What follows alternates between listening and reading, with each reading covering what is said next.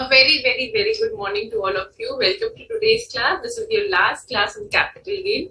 Up till now, we have covered all about your computation part, and today we'll be talking about certain exemptions which are there on capital gain and how do you calculate tax on capital gain. I hope all of you are doing well and have done all the questions and illustrations which were given to you as homework.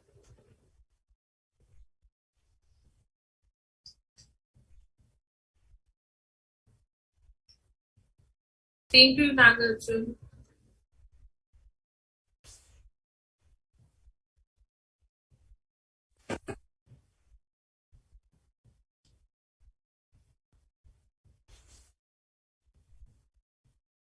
Okay, so anyone has any queries?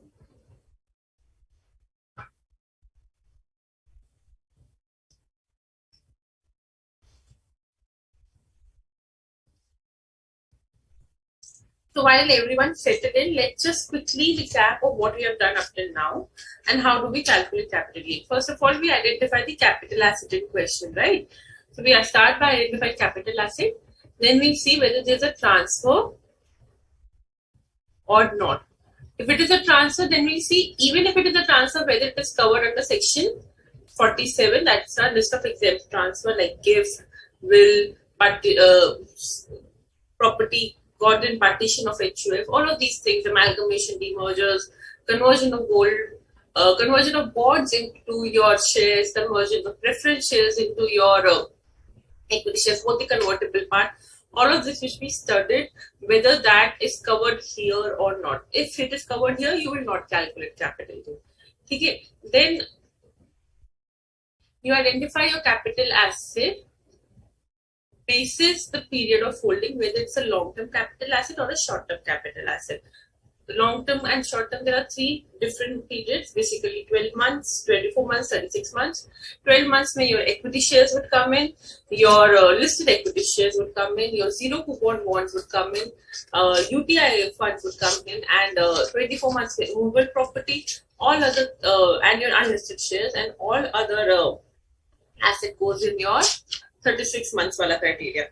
Okay. Then we saw how these actually capital gain are computed. So we take full value of consideration, we remove transfer expenses from them,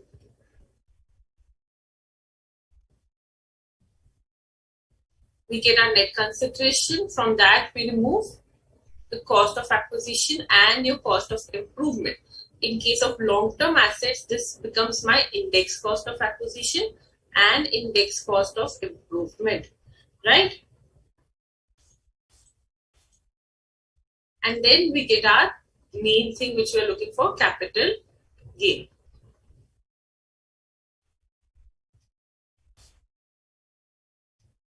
But for full value of consideration, obviously what is the actual consideration, but here you have to keep in mind certain provisions. One is obviously your section 50C, which says we have to see the stamp duty value, whether it is within the 110% range or not. Some say where you have to take care that fair market value will be your full value of consideration. Otherwise, in section 45 1A 2.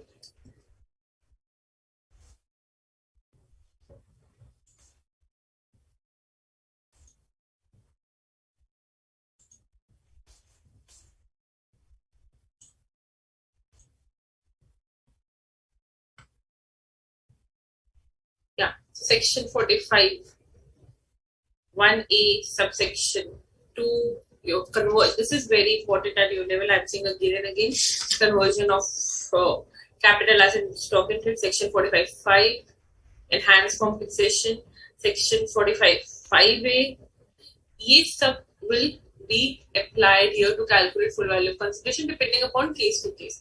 At the same time, in these scenarios, you have to defer the taxability to a period where the claim is received, where the stock in trade is sold, where your enhanced compensation is first received, or where the certificate of completion is issued to those assessment year respectively. Okay. Then Once you have done transfer expenses, STT would not be allowed. This we all have done. Okay, cost of acquisition के लिए you will see section 55, which tell me cost of acquisition in all the areas. You see whether the asset was acquired before 1st April 2001 or not. If it was acquired after 1st April 2001, that is easy. If it is acquired before 1st April 2001, you will take the fair market value as on 1st April 2001. But for immovable properties, you have to see whether that fair market value is crossing the stamp duty value or not. Then you'll take stamp duty value as your base. Then we saw about right shares, bonus shares, right shares, the typical situation which we all saw. There's no ratification. Then we saw about long-term capital, long-term asset being in the nature of shares, equity shares, or your units of trust which are listed on stock exchange, on which section 112 applies. Usme we have to grandfather the cost to which period? 31st January 2018. Cost of improvement till we will see the section. Then along with that, if there are some typical cases like that, those are covered under section 49. If when you have to take the cost of the previous owner, when section 47 was applied in the hand of transferor, then you take section 49 as now as a transferee. When you are transferring something, you will see section 49. Okay, so all of these would come here. Any doubt anyone has?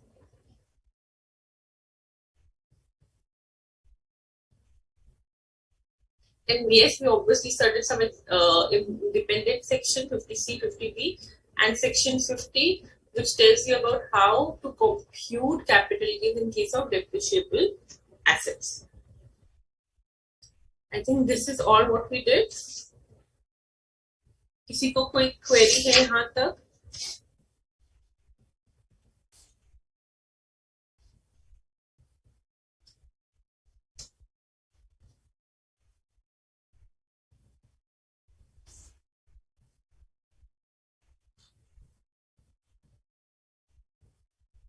Pooja, tax wala part will be covering today, do not worry.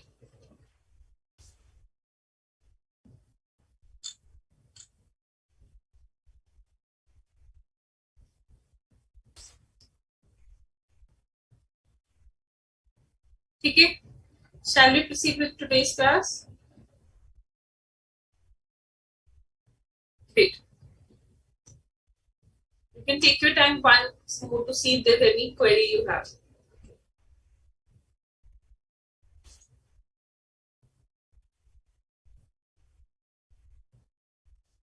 कोई particular provision may, otherwise if you have any query you can ask.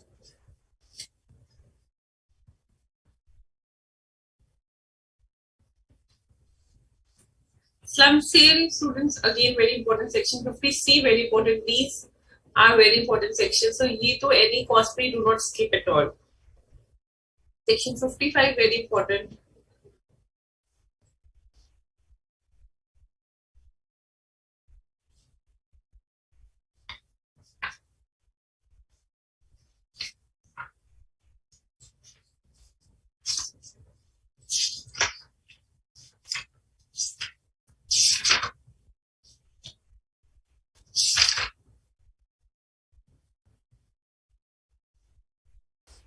Cost of improvement by previous owner मिलेगा.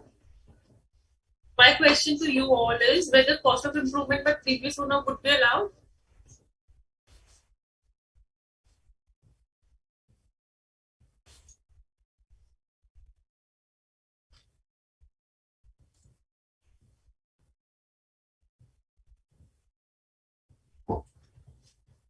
Before I'll answer your question. Cost of improvement to previous owner. Who's the previous owner? The person who has actually paid the price of the asset. So whether cost of improvement by previous owner would be taken.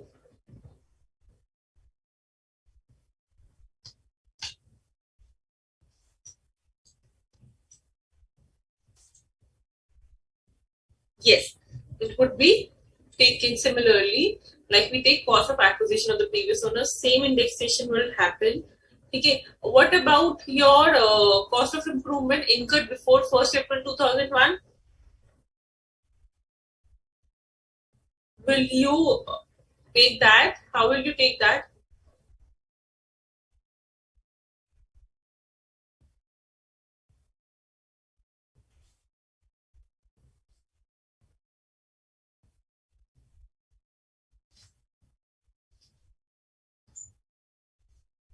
Quickly, students participate. How will you take that?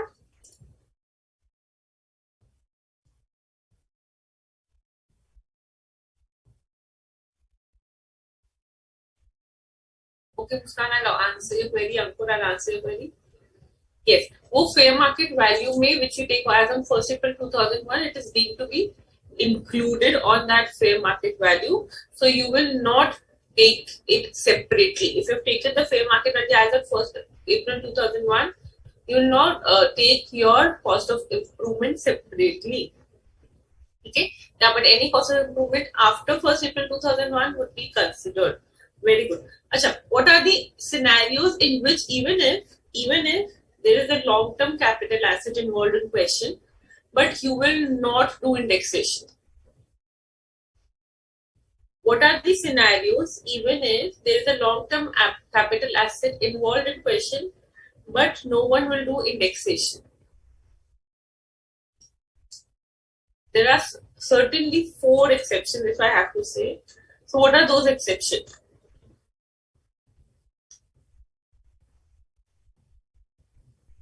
Very good, Akashni. Very good. Varti, Shruti, all of you are answering absolutely correct. Good, good. So in which all cases you do not apply indexation? Abhi ek to I just told. Very good. Okay. In case of shares, equity oriented mutual funds or equity shares listed on a recognized stock exchange. Just do not write shares. When you write only shares, first of all, we do not know whether it's equity or preference. Then we do not know whether you're talking about listed and unlisted. Especially when you're talking about capital gains, you have to be very, very particular. Okay, Tisha?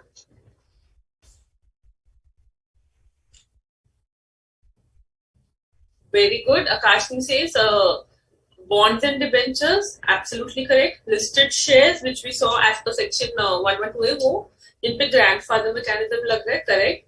And slump sale. Slump sale also very good. Bonds and debentures में दो exceptions है, capital gain index bonds and sovereign gold bonds, जिस पे you will apply indexation. Otherwise, bonds and debentures are in the nature of loan, and loan never appreciates. That's why we do not index them to calculate capital gain. एक हो रहेगा. Very good, Akash.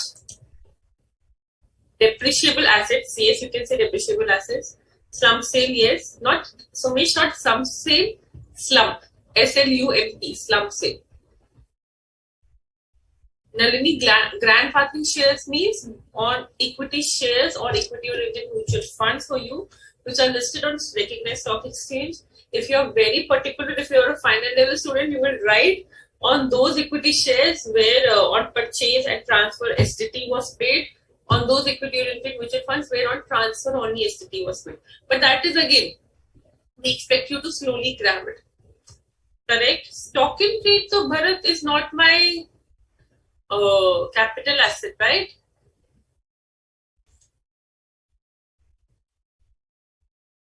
A class reh gaya, which everyone is forgetting, and I don't blame them, no worries.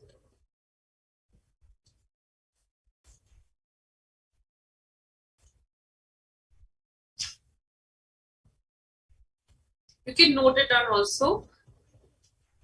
No indexation, even if long term. One is my slump sale, which everyone is saying, correct. Then is my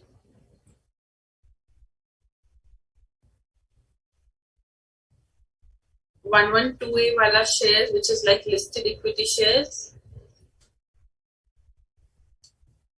There are more assets into it, but at your level, you can say listed equity shares and equity oriented mutual funds.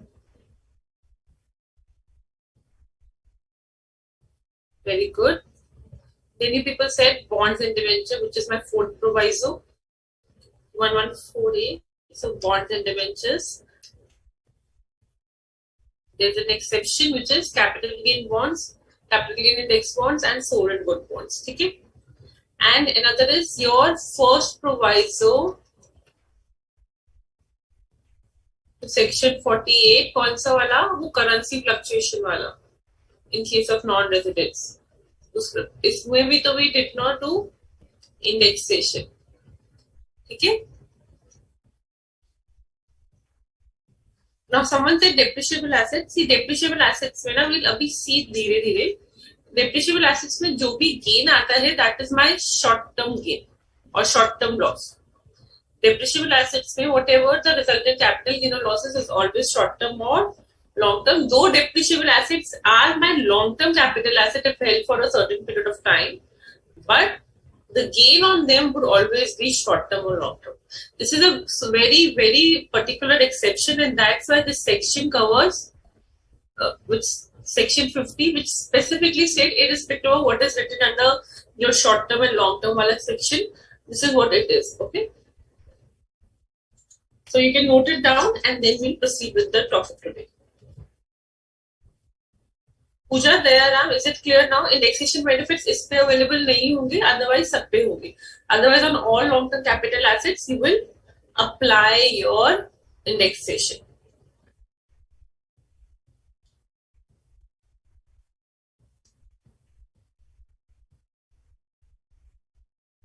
Good. Okay, someone had a query on page 4.366.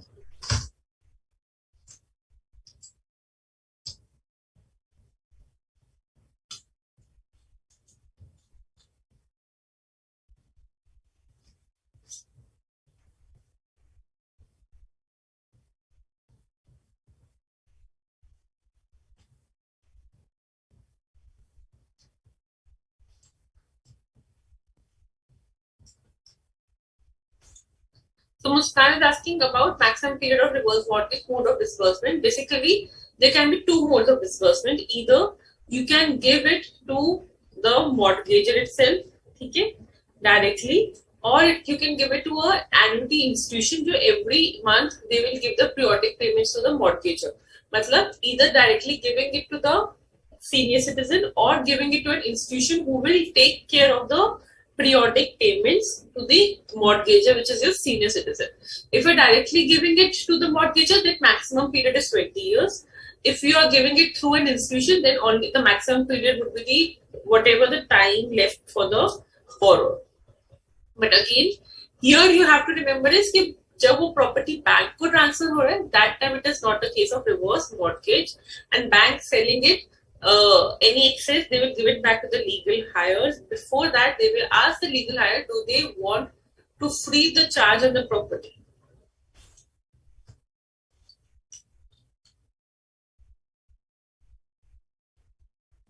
Is the voice audible?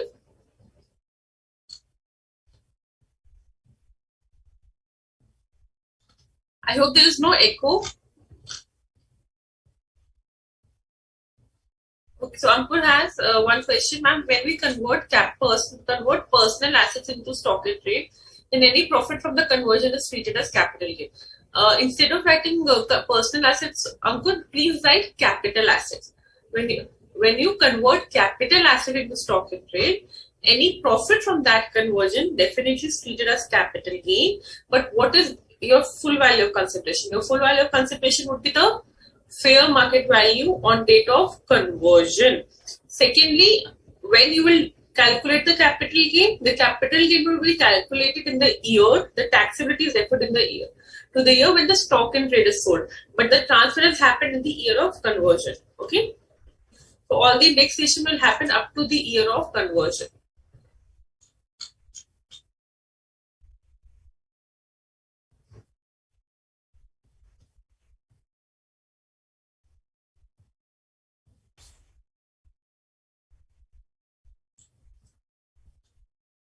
I believe there is no echo. If Kusum, you're facing a problem, please re-log out and log out and re-log in. Okay, clear हो गए सबकी queries. I hope now capital gain is a bit revised and image is there on how to solve the questions. Chalo. So now let's proceed with the class where we'll be taking for section 51, 55 and exemptions. Okay, so let's brace yourself and start today's class.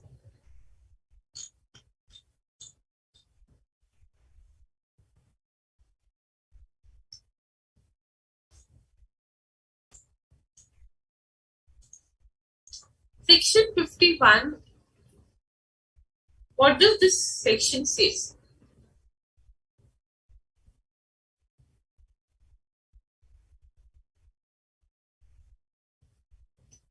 ध्यान से section को सुनना. You know how especially this happens in case of land and building, how the deals happen when we talk about land and buildings. You give a token money, okay? On that token money basically, and that is a considerable amount, not just 10, 15 rupees or 1,000, 10,000. That is a good 4-5 lakhs amount. You give it to the person on a behalf of a basic conversation and negotiation which has happened, and you close the property deal that now the property is mine, and then over a period of time you give the consideration, right?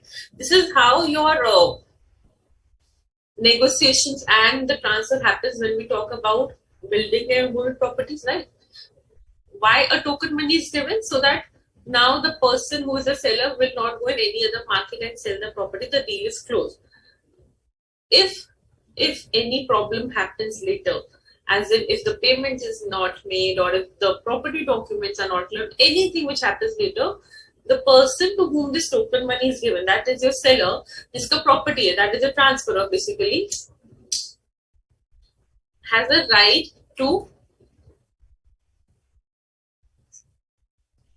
forfeit or retain, whatever word you want to use, retain that advance money. Okay. So now suppose Mr. X and Mr. Y के बीच में deal हुआ. Mr. X is a transferor.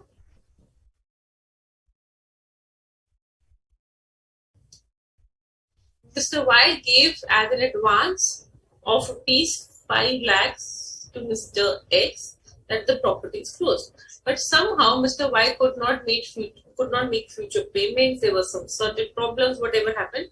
So Mr. Y forfeited and retained that money. The deal could not happen. The transfer did not happen. And Y retained this money. So 5 lakh रुपए Y ने as an advance money retain कर लिया. Okay? Sorry, X ने as an advance money retain कर लिया. So Mr. X retained the advance money. Now you will say, ma'am, transfer has not happened. Correct, transfer has not happened. Capital gain तो नहीं आया. Correct, yes, capital gain तो नहीं आया. But 5 lakhs rupees has been received and retained by Mr. X. What will happen of this advance money when the deal is not closed? What will happen of this advance money if the deal is not closed? We have to understand the taxability of this advance money. So, एक date याद कर लो, students.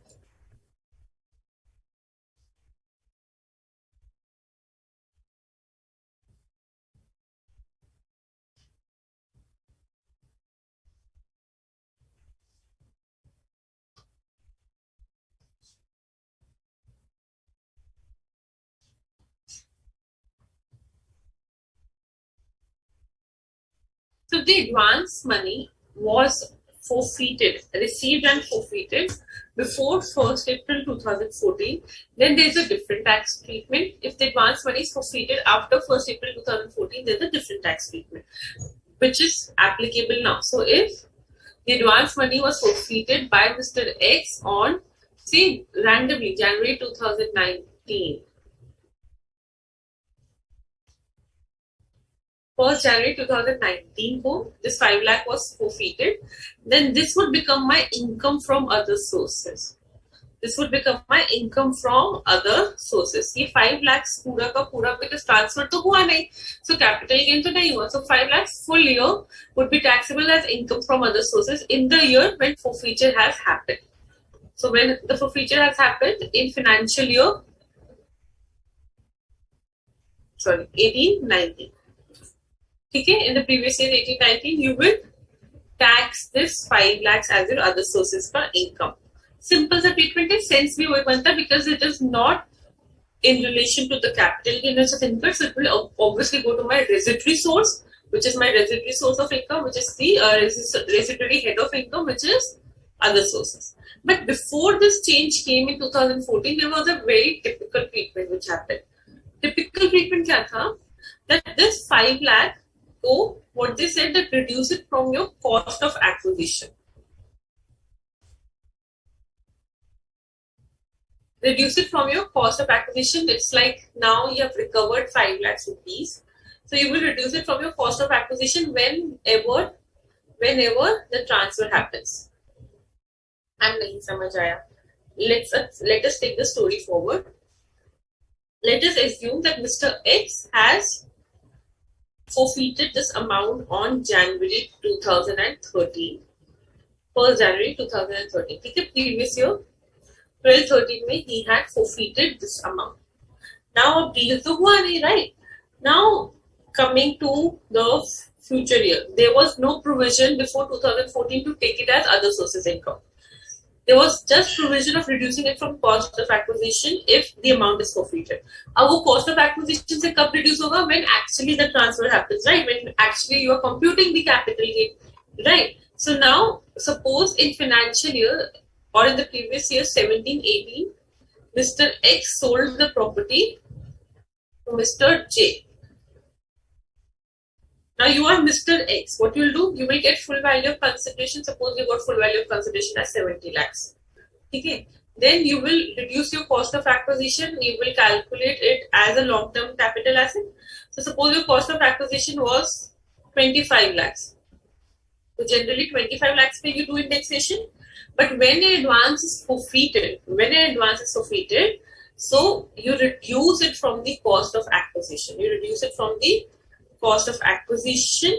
The cost of acquisition is reduced because the government said that आपको कुछ पैसा recover हुआ है. You have to either offer it as tax or reduce it from the deduction part to give it tax on it and then do the indexation. अब इससे problem क्या होता था गवर्नमेंट को? Unnecessary this taxation of forfeiture was deferred till the time actual transfer happened.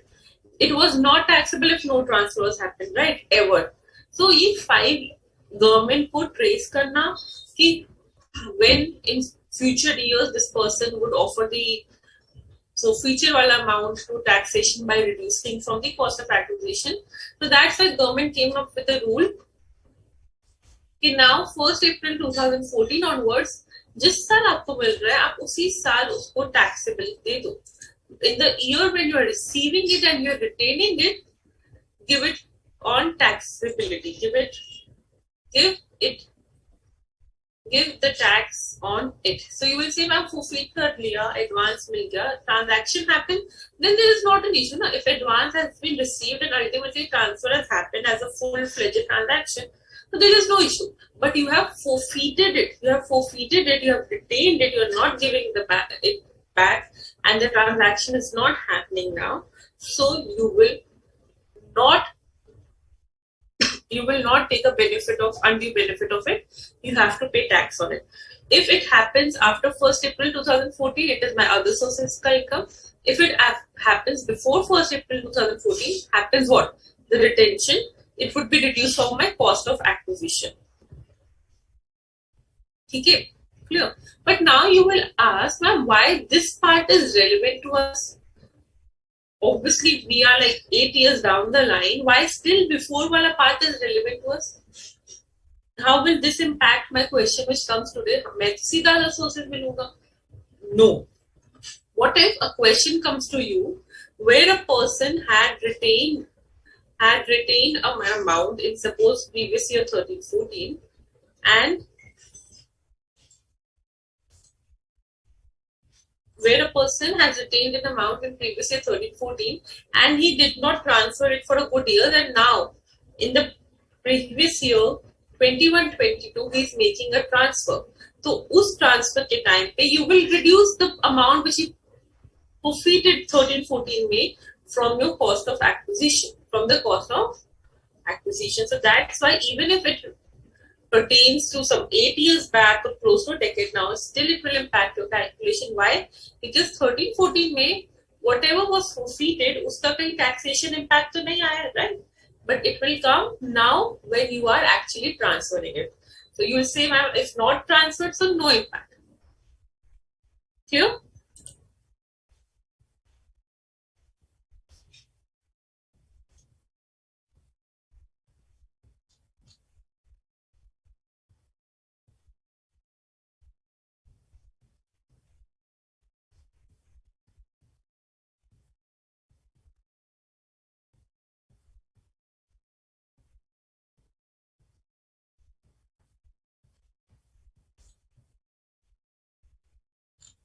Acha, one question which might be coming in your mind is, ma'am, what about the previous owner?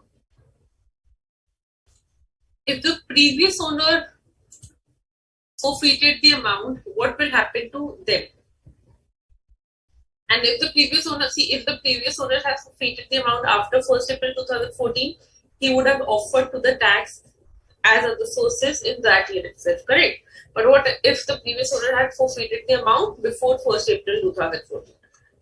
Let's see.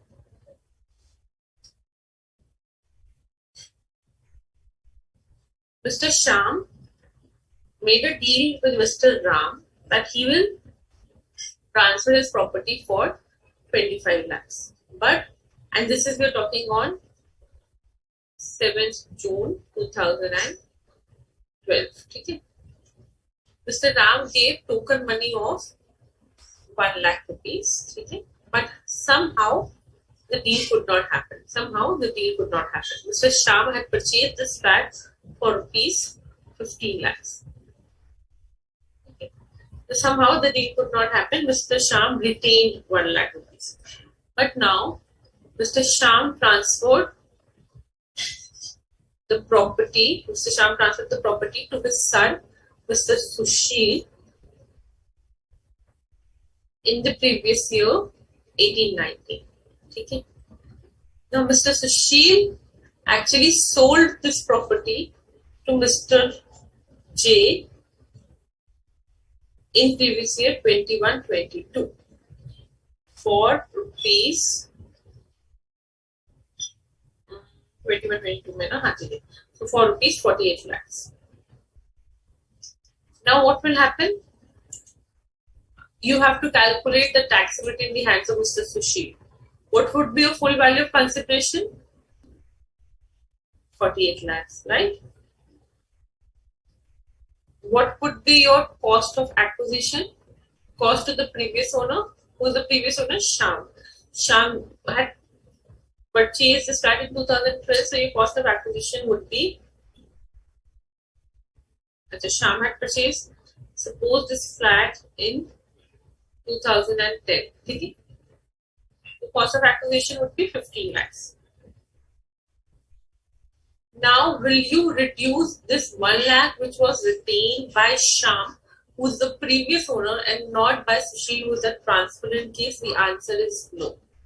The answer is no, because any amount retained by the previous owner, will not impact the transferor, when he's making the transfer.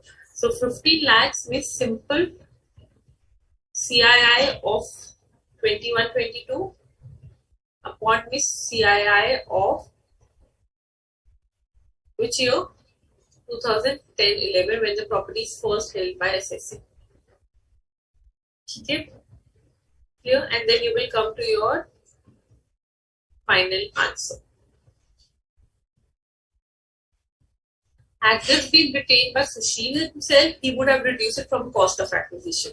Once he will reduce it from cost of acquisition, then only he will make the indexation. He will not make the indexation before.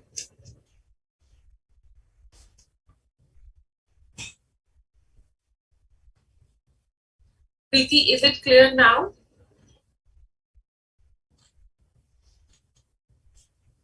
Yes, Kusum, you can retain the advance money. See, obviously, amicably, the things can happen and resolve.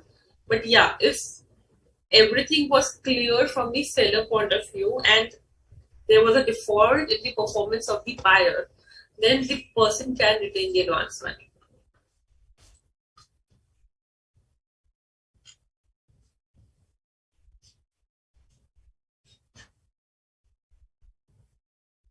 Rafiq Bhai, where is the problem?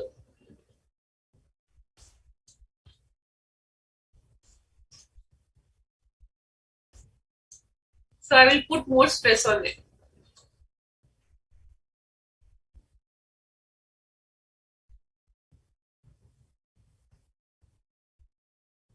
So Himanshu has very interesting question. Suppose he is talking about the advance money forfeited after 1st April 2014.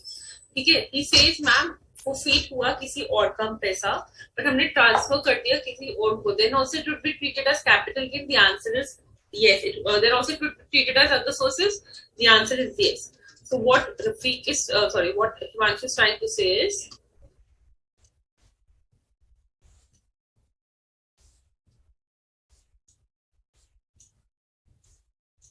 again, student, this is very important at your level, so do not skip this advanced money wala part.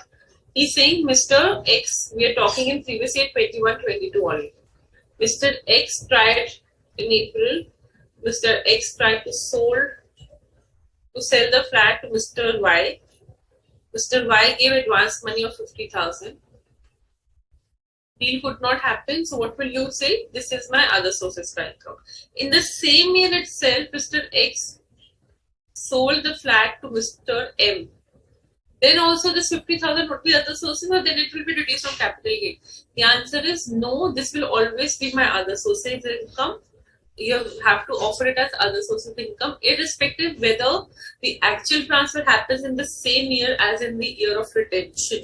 Okay, so if Mr. X is again in July selling the flat to Mr. M, then X will calculate capital gain normally as if no retention has happened, because retention pay he has obviously offered other sources में.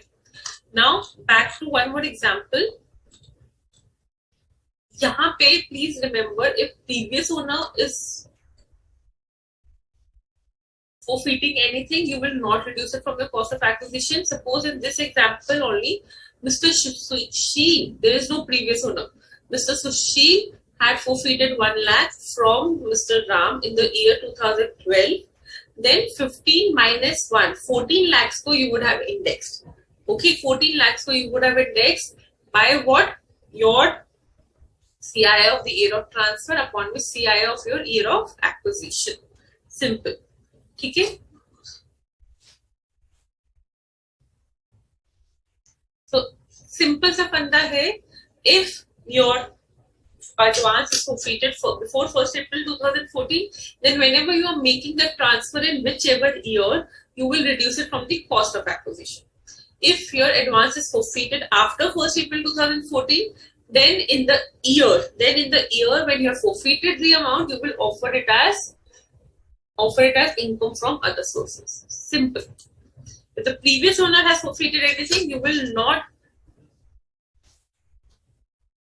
If the previous owner has forfeited anything, forfeiture and retention is obviously the same amount. If the previous owner has forfeited anything, you as a transferor will not take any impact of it. Why? Because previous owner ने forfeit किया है, आपने नहीं. You as a transferor did not receive the money out of it. Okay? That's why, Muskan, we are not reducing 1 lakh when we talk about Sushil getting this property from Sham, who is the previous owner. Till the time the assessee in question has not forfeited, he will not make an impact of it.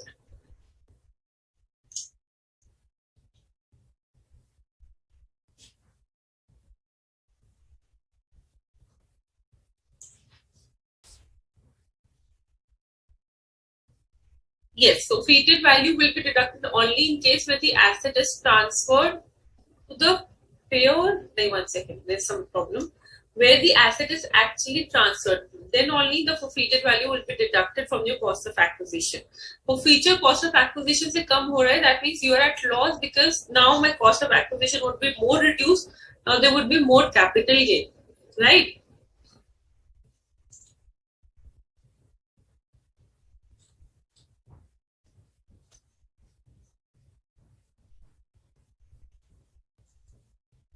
Vanati and Rafiq bhai, see in this question, Sushil was not buying any land from Sham. Sushil was the son of Sham. So when in previous 18, through gift or through will, this land became son of Sushil. So 1819 में तो obviously will not make any impact in the hands of Mr. Sham, because as per section 47, it is not a transfer.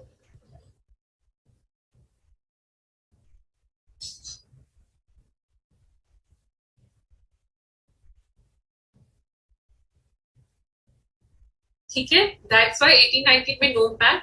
But now when Mr. Sushil sold it to Mr. J, we have not reduced the advance forfeited of 1 lakh. Why? Because it was forfeited by the previous owner.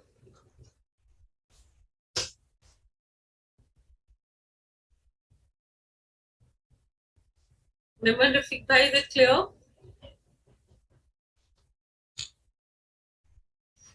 Yes, after 1st April 2014, if you have forfeited or retained any amount, it would be part of your other sources income. So when now you're making the actual transfer, you do not have to think about it. Full value of consideration तो सुशील ने जिसपे जय को बेचा वही आया ना इस केस में.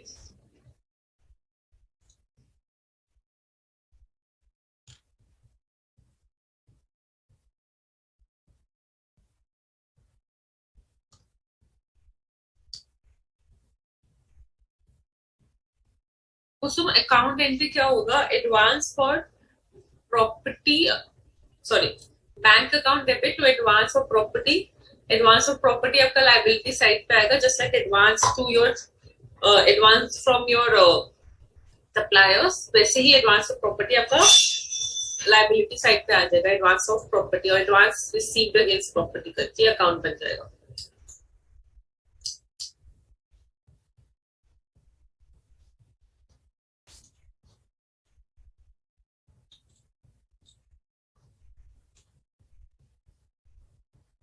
Akka say everyone. See, again, capital gain में you have to ask lots of questions to yourself कि भाई full कौन है मेरा transferor? Who is my transferor in question? Who is my transferee in question? Who is the previous owner? What is my full value of consideration? Everything would be given in question, but you have to open your ear and mind that okay, this is what it is written, and now this provision is getting applied. This provision is to be taken care of, and you will come to your capital gain wala computation.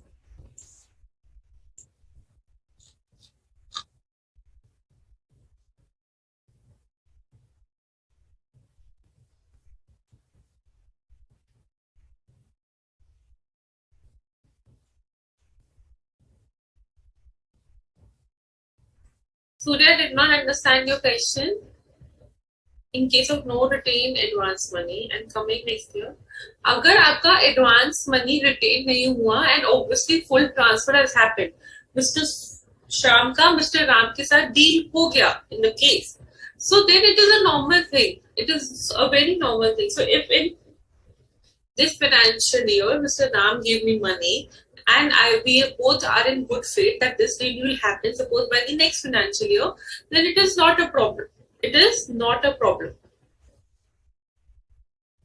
So obviously it is a part of my full consideration given in installments, right? So there is no problem in that.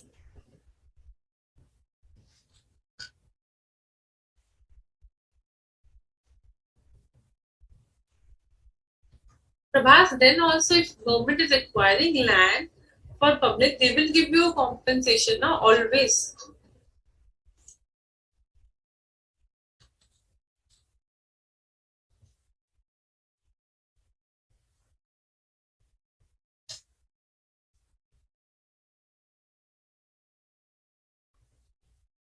Students, please stick yourself to the taxability here. You will do not mix two accounting concepts every what would be the, otherwise you will get confused. Please stick to the taxability.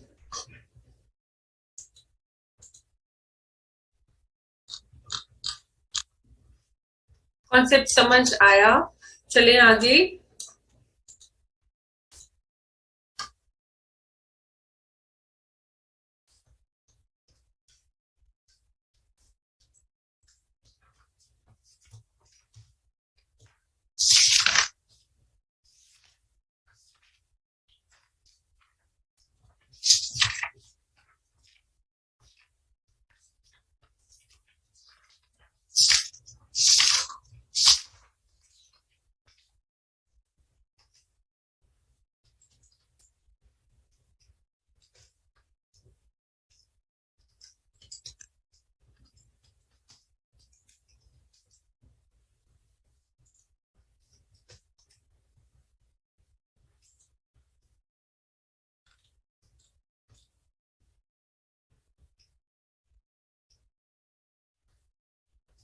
Manchu, if I forfeit advance as income from the system previously different from I actually seen that advancement. जिस साल में forfeiture होगा उस साल में you will show it as income from other sources.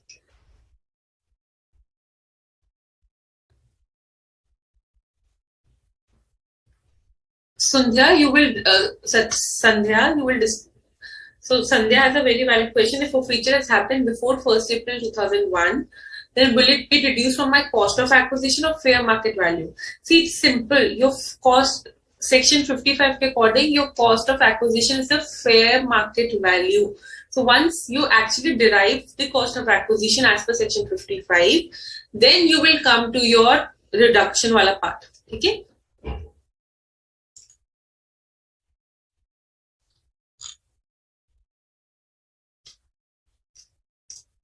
So now I'll do it again. Okay?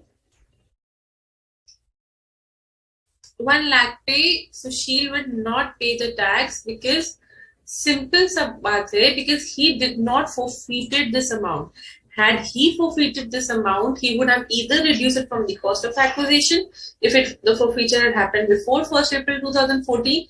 If the forfeiture had happened after 1st April 2014, he would have already offered to it to tax in the year of forfeiture.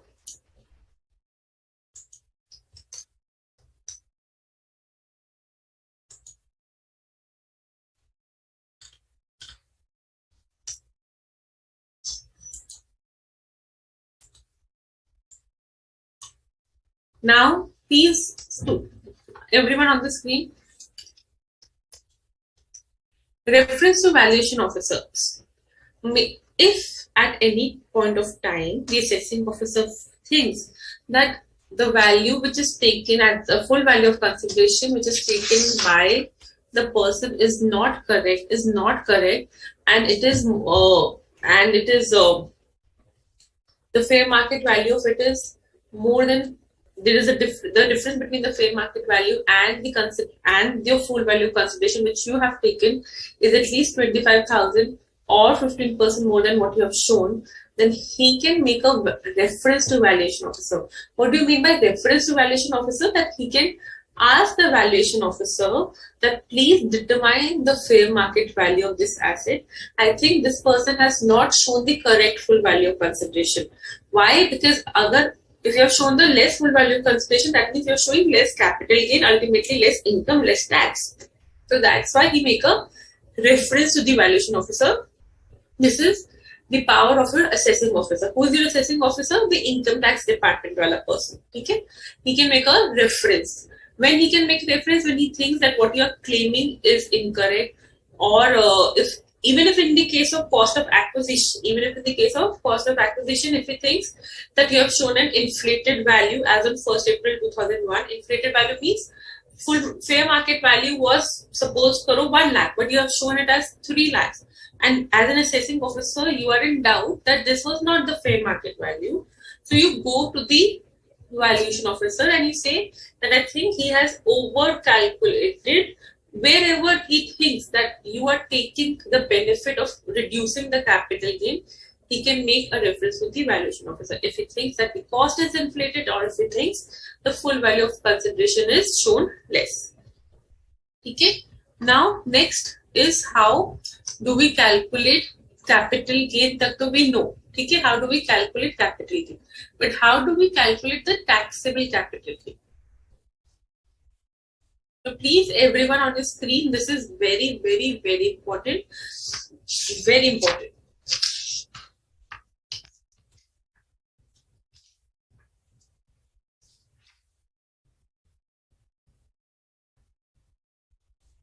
My income tax provide me certain exemptions on capital gain.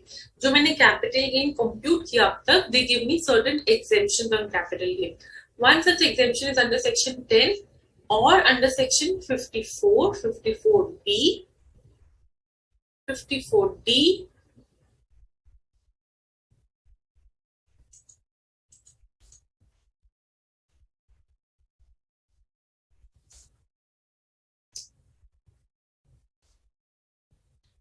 (54EC) and 54F. There are more, but at your level, we will do only these. Okay? Exemptions क्या होते हैं? When a certain part of income is not taxable or the income becomes not taxable. Okay. So section 10 exemption is there.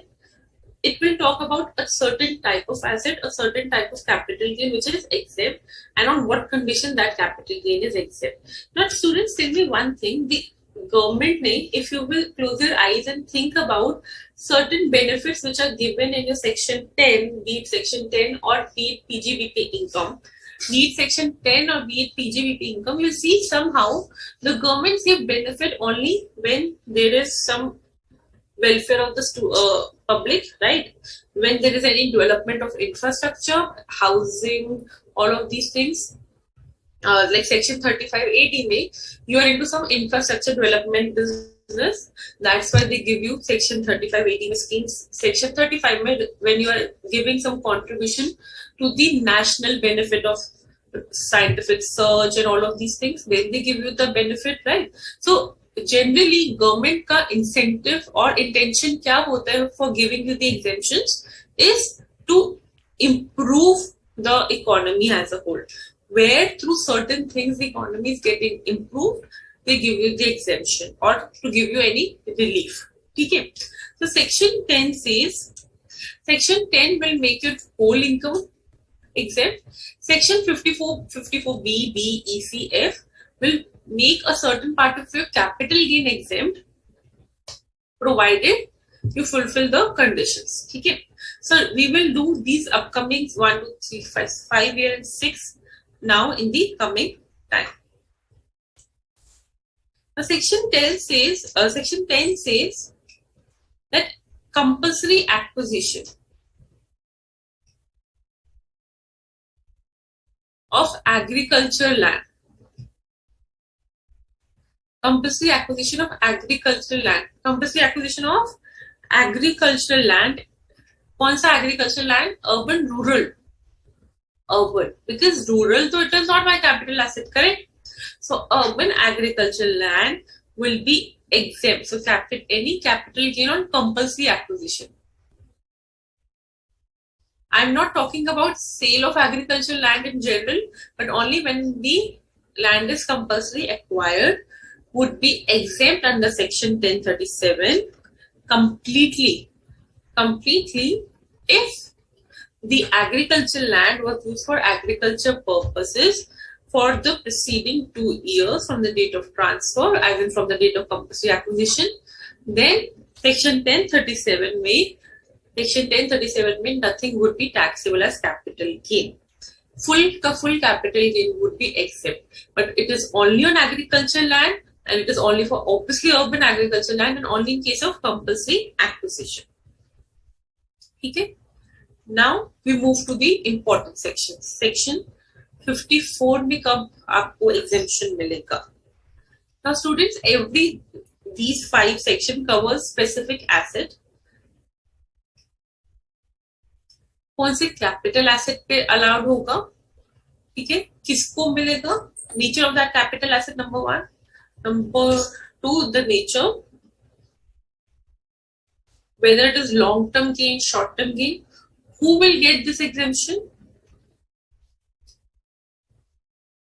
as an individual, HF, resident, non-resident, what is the amount of exemption,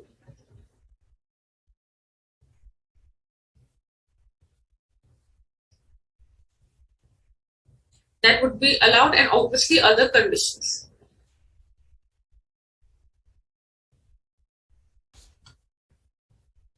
Okay, so each section would tell you कि किस capital asset पे you are getting the exemption, what is the nature, who will get the exemption, how much exemption would be allowed, what are the conditions required to be fulfilled for exemption, and how what other conditions will happen, and other thing is violation. If you violate the conditions, what will happen then? Okay.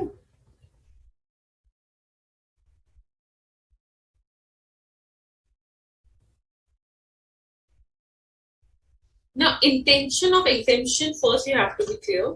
The first section 54 talks about only when you're selling a residential house. When the asset which is transferred is residential house, that means residential house के transfer पे अगर कुछ capital gain आएगा, it might be exempt. But what type of residential house? In the nature of long-term capital asset. Who will get this exemption? This is only for individuals and HUF, not on companies or other firms and all. Okay? Who will get? Only individuals and HUF.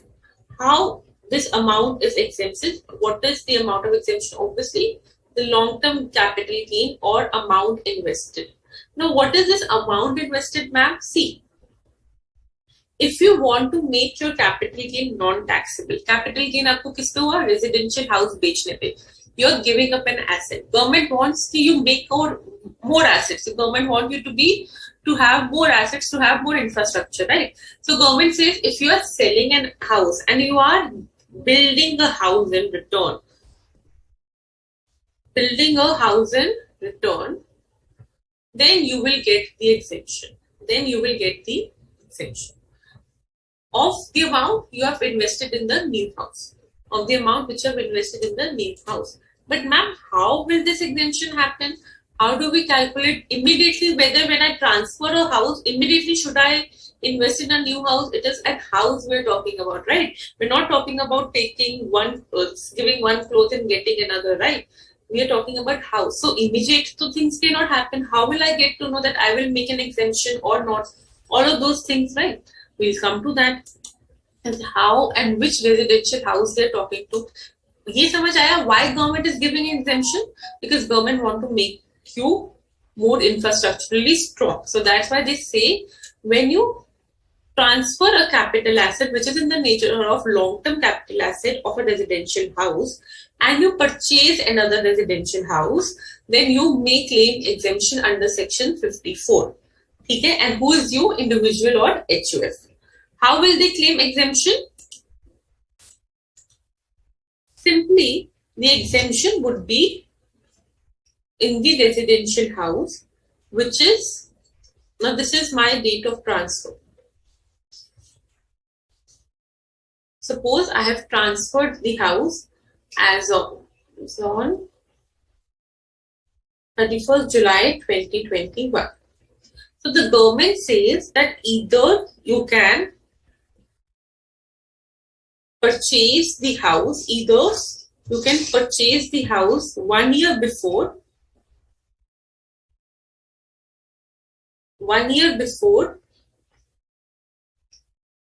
or 2 years after.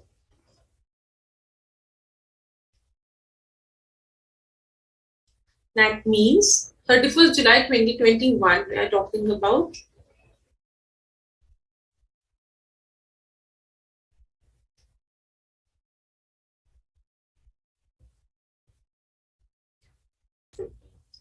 July 2020 and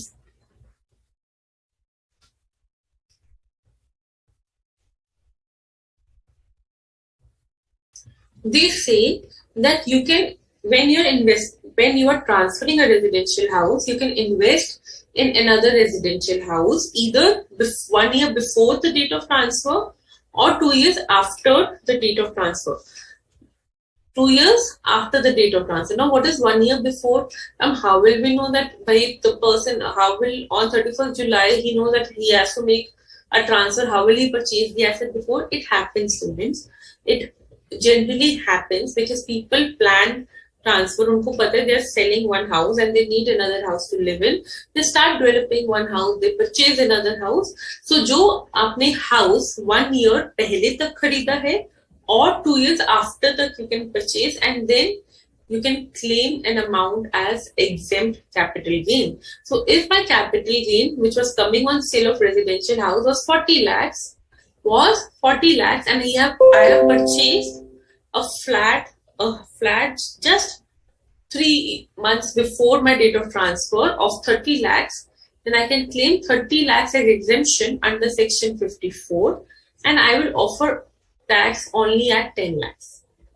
Only on 10 lakhs.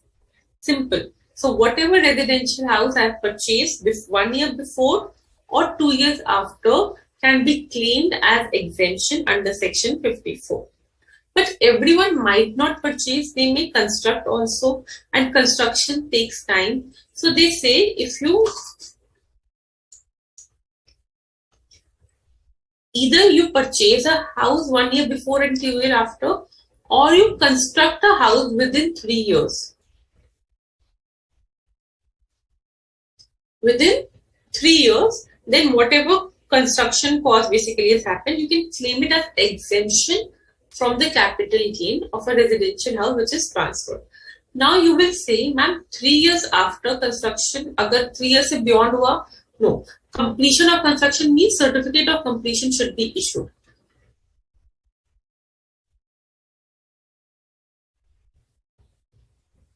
Certificate of completion should be issued. Ma'am, can construction begins before? Yeah, construction can begin before, but the Act says that you have to complete your construction within 3 years from the date of transfer. Within 3 years from the date of transfer. So what did I say? When you sell a residential house, you can claim the exemption on the capital gain of that residential house by investing in another residential house, either by purchasing it 1 year before or 2 years after from the date of transfer. Do not take it from the end of the financial year, but from the date of transfer. Or if you are constructing the house, then within 3 years from the date of transfer. Accordingly, you can claim either the construction amount or the cost of acquisition of the new residential house as your exemption under section 54, and the net amount would be capital gain. Ma'am, if the capital gain is of 40 lakhs and I purchased a house of 50 lakhs, does that mean 10 lakhs would be loss? No. The exemption ki wajah se never the loss will come. Never ever the loss will come because of exemption. So maximum amount which you can claim as exemption under section 54 would be the capital gain on the house which is transferred, or cost of acquisition of new house, or the cost of construction of new house, whichever is lower. Okay, never because of exemption you will get a loss. Now you will say that, ma'am, 1 second, my previous year 21-22 ka return has to go by 31st July 2022, right? And how isn't it absurd कि government ने ये 1 year before or 2 years after or construction 3 years वाला time दिए from the date of transfer? How will I get to know before filing the return of income that this has happened or this will happen? Right? Should I file the return later? What will happen? Yeah, should I tell my capital gain later when I am able to claim the exemption? The answer is no. If the transfer has happened in previous year 21-22, anyhow you have to file the return by 31st July 2022 and you have to show the capital gain. Then how will you claim the exemption? How will you claim the exemption?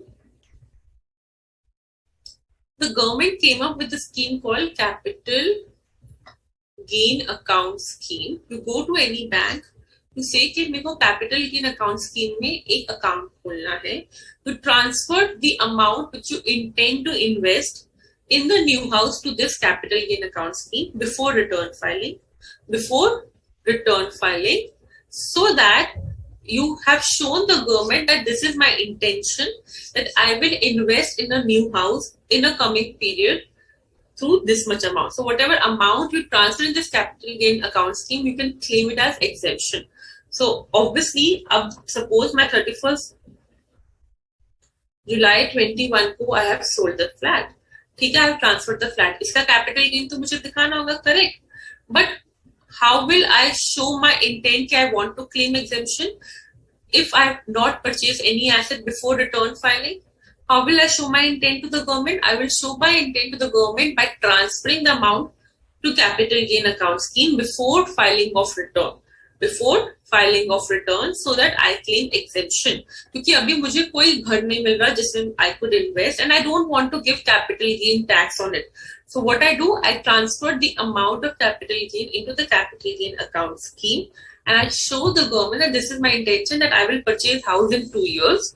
I will purchase house in 2 years. So what will happen now? Now when I'm filing the return for previous year 21-22, suppose my capital gain came as 40 lakhs as per the computation provision of section 48, and I invested 25 lakhs in capital gain account scheme.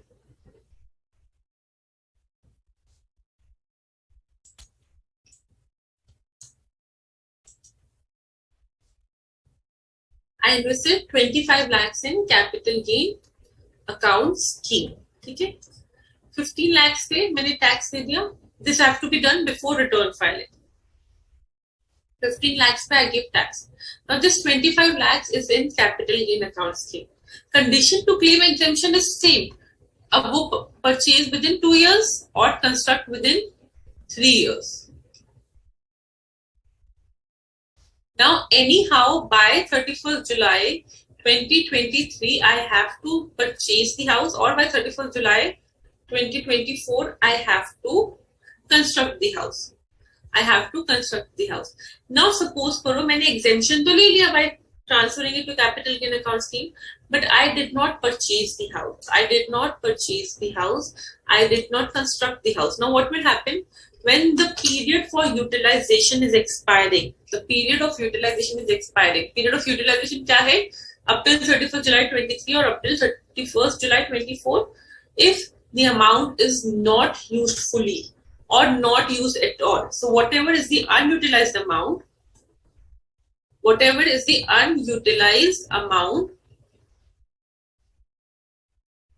it would become my long-term capital gain of the year in which the utilization period expires. So suppose I am not able to purchase any house within 2 years. So in the year 23-24, whatever is the unutilized amount in this capital gain account scheme would become my long-term capital gain. Some examples. So 25 lakhs I was segregated in a different account. I did not use any money. I did not use any money of this account. मैं सोचा government को क्या ही पता चलेगा. No. So 23-24 में when I'm filing my return of income, I have to show flat. कुछ LTCG का कुछ computation नहीं करना. सीधा 25 lakhs as my long-term capital gain in previous year 23-24. Ma'am, suppose I've used 10 lakhs out of this in purchasing a small house and 15 lakhs is still unused. Then 15 lakhs would be my long-term capital gain, whatever is the unutilized amount. Ma'am, construction में over-utilization हो गया. Suppose I purchased a house of 28 lakhs. What will happen then? No impact would happen then. Only the amount which you have segregated in your capital gain account scheme, only for that amount you can claim the exemption. If in the future year you are overspending any amount, that will now not be qualified as exemption. Okay? So if I repeat again, there is one more concept left in. Let's understand it again. So an individual or HUF transferring any residential house which is in the nature of long-term capital asset can claim exemption by investing in a new residential house under section 54. The new residential house should either be purchased 1 year before transfer or 2 years after transfer, or can be constructed 3 years after transfer. The amount of exemption would be the cost of the new asset, which is the cost of the new residential house, which would be claimed as exemption. If the amount is more than your capital gain, then the maximum exemption which would be allowed would be the amount of capital gain. If anyhow the person is unable to invest in the asset before return filing, then he will invest the amount in the capital gain account scheme. From that capital gain account scheme, he has to utilize the amount for purchasing the asset or constructing the asset. If he is unable to purchase the asset or construct the asset within the specified period, which is 2 years or 3 years as the case may be, then he will offer the unutilized amount as long-term capital gain in the previous year when this utilization period limit gets over. Clear? अभी तक किसी को doubt?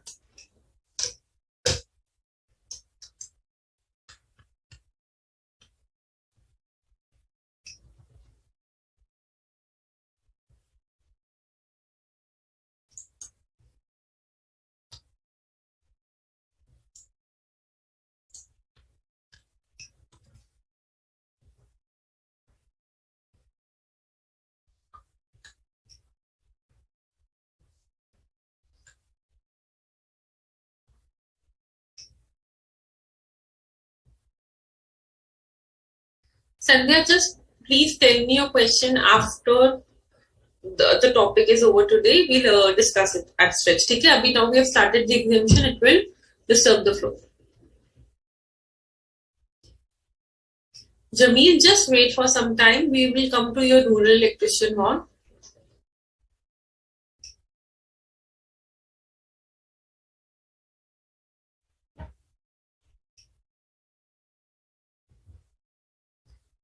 Puja, cost of acquisition मैंने capital gain compute किया सीधा.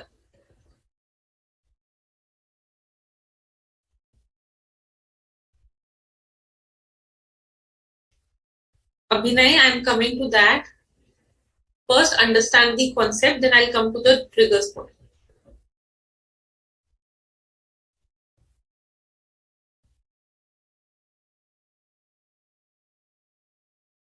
No need to be sorry, Harsh. See, property dealers के लिए there is no capital gains. Property dealers, if they're selling their part as a builder, that would be your PGBP का income.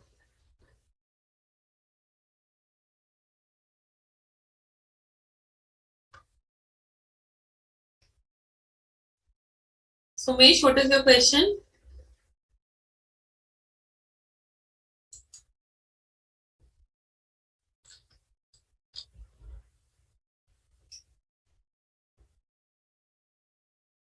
Correct. Pradeep, correct. Property must be the capital gain should be invested.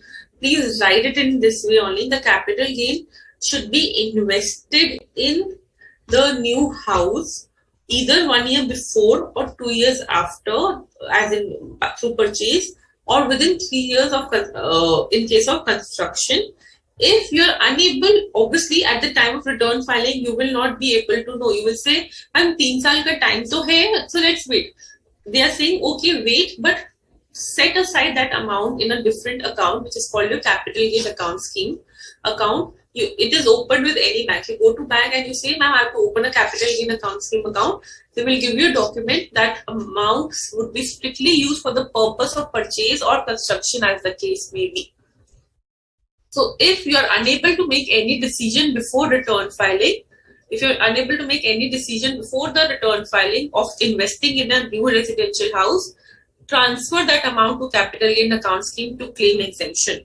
This will show your intent to the income tax authority that this person is serious about investing in an asset, is serious about investing in an asset. Only thing is he needs time. And that's why he's transferring it to the capital gain account scheme. Abhi 2 wale part pe I'm coming. There is more thing. Yes, Prabhas. See, wait, step by step only I'll go, right? Preeti, if the amount transferred to capital gain account scheme is more than the value of asset, suppose आपने 25 लाख यहाँ पे इस example में आपने government को कहा कि I will be purchasing a house of 25 lakhs. That's why you transferred it to capital gain account scheme, right? But now the new house which you have purchased is only of 15, say suppose is only of 17 lakhs. Then the 8 lakhs which is unutilized would become my long-term capital gain in the year when this time period is getting over. Clear?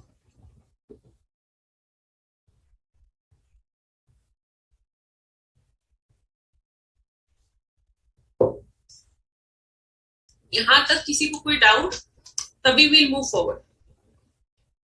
This is under section 54.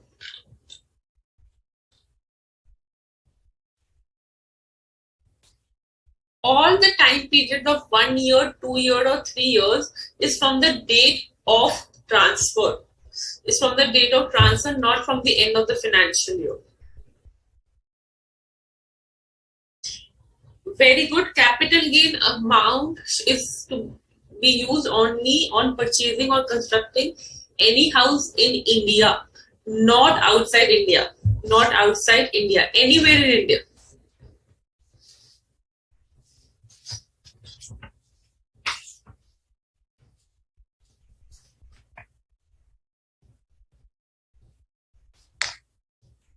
Yes, he has to purchase another residential house only.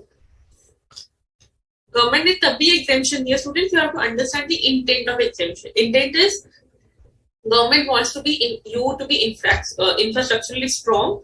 They want, if you are selling one house, then you should purchase purchase another house so that you have that infrastructure line built in. That's why they give it. That's why they give you an exemption. Interest नहीं मिलता उस account में.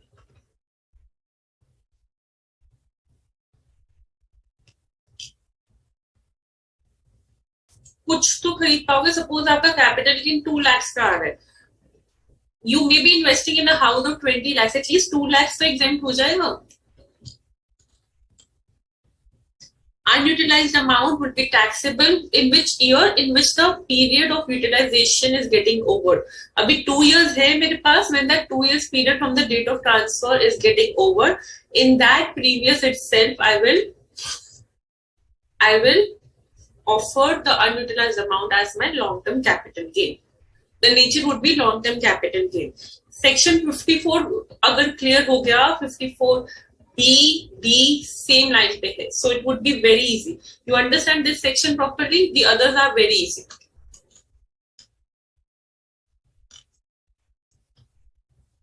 Coming now, ये one house जो कर रहे हैं ma'am, हमने तो पढ़ा है 2 house. I know you people are all very smart. Now why I did not एकदम से trigger 2 house, because it would have led to confusion. You sell one residential house, you purchase in another residential house. The government, the people ask, ma'am, if I want to invest in 2 houses, if I want to invest in 3 houses, if I want to purchase different floors. So the government said, okay, what we'll do is, we'll segregate this condition into 2 parts. If your capital gain is less than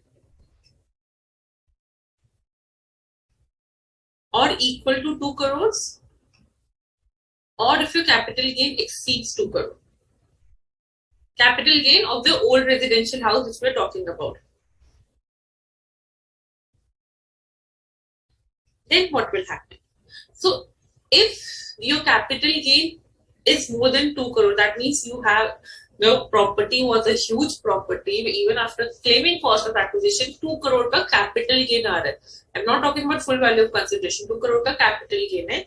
You're only allowed to invest in one property to claim exemption. One property either through purchase or construction, and within that period, only in one property. Okay? If your capital gain is more than 2 crores.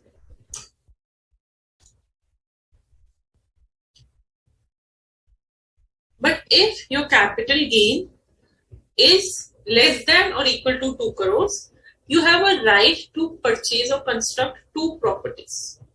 That means if I'm selling a property in Mumbai and I got capital gain out of it, which is suppose of 1.5 crores, this is the capital gain amount. Okay? Then I can invest in 2 properties to claim this amount as exemption. So suppose क्या हुआ, मैंने 2 घर खरीद लिए, एक दिल्ली में and एक कोलकाता में. ठीक है? From the capital gain of this Mumbai wala house. Delhi wala house was for 70 lakhs and Kolkata wala house was for 60 lakhs. ठीक है? 2 houses I have purchased. What will happen now? 1.4 crore is my capital gain from the old residential house which we are talking about. Okay, which is my capital asset. Now, amount exemption कैसे करोगे? Exemption under section 54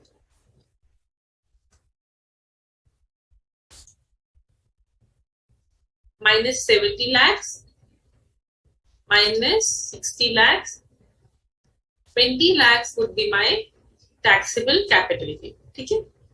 So I'm allowed to invest in two different houses or construct one or purchase another, whatever the case may be. Whatever the case may be, when my capital gain is less than 2 crores. In case my capital gain is less than 2 crores, both the houses should be in India, but one condition is that I can do it only once in my lifetime. The benefit of investing in two different assets, the benefits of investing in two different residential house can be claimed only once in lifetime. Ma'am, matlab ye now if in future, if after 3 years now I sell my Kolkata wala house, okay, and I got capital gain on it of suppose बहुत ही अच्छे part पे after 3 years I'm selling my Kolkata wala house and I'm getting capital gain on it of suppose of 50 lakhs. Okay, 50 lakhs से capital gain. Now I cannot invest in two house फिर से. I cannot invest in two house फिर से to claim exemption. Though I can invest in two house, मतलब there is no restriction, but to claim exemption I'll only get one house का exemption. I'll only get one house exemption, not of two. So suppose मैंने कोलकाता वाला house बेच के I took one house in Odisha and one in Patna, of one is of 30 and one is of 20. I can claim only one ka exemption, not two ka exemption. So only 30 lakh, obviously, which is more beneficial, ka exemption I will get. So this is only a lifetime thing. Once in a lifetime, only an assessee can claim exemption of two residential house under section 54. He can only claim exemption of two residential house under section 54 once in a lifetime. But in future, if he sell another new residential house and invest again in two residential house, he can only claim the exemption of one. The exemption of one. Okay? So Mumbai वाला Delhi and Kolkata मैंने खरीद लिया, but Kolkata वाला जब मैंने दो जगह पर सेल करके खरीदा, I can only take the benefit of one residential house. ठीक है, दिस लाइफ टाइम वाला पार्ट क्लियर. किसी को कोई प्रॉब्लम इन, तो इतनी देर से सब पूछ रहे थे 2 करोड़. मोहम्मद फराज, सी when we talk about cost of construction, it is typically meaning the cost of construction, not the cost of beautification. Whatever is important for that building, we talk about that is what is my cost of construction. He can purchase one house and construct another house. That is totally correct. No, he cannot take shop, gym, meal. You have to take the residential house. Specifically residential house.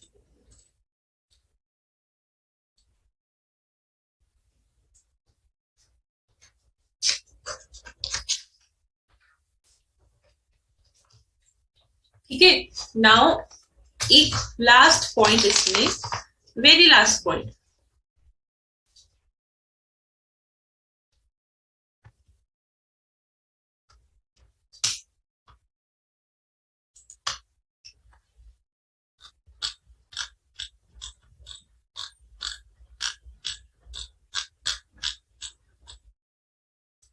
Banati, I will definitely give a short summary, don't worry.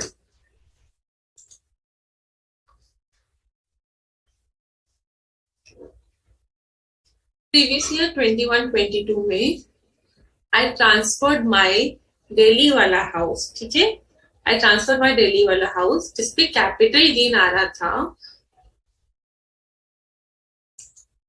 I transferred my Delhi wala house on which the capital gain was coming to rupees 1 crore, 100 lakhs. Okay? I invested that capital gain into a new house in Mathura and I claimed exemption under section 54. Okay? Why say rupees 60 lakhs. Okay?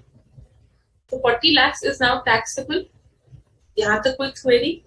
No. ठीक है. If instead of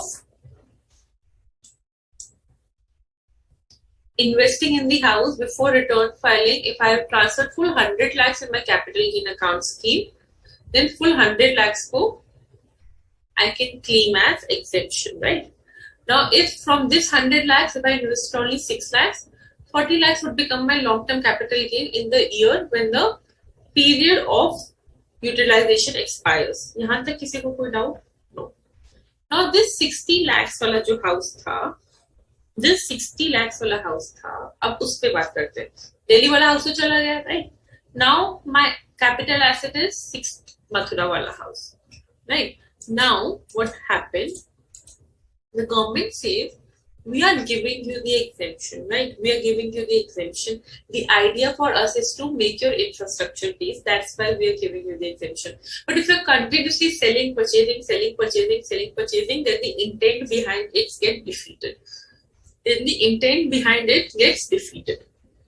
So the government has put a lock-in period. The government has put a lock-in period on the new asset, on the new residential house,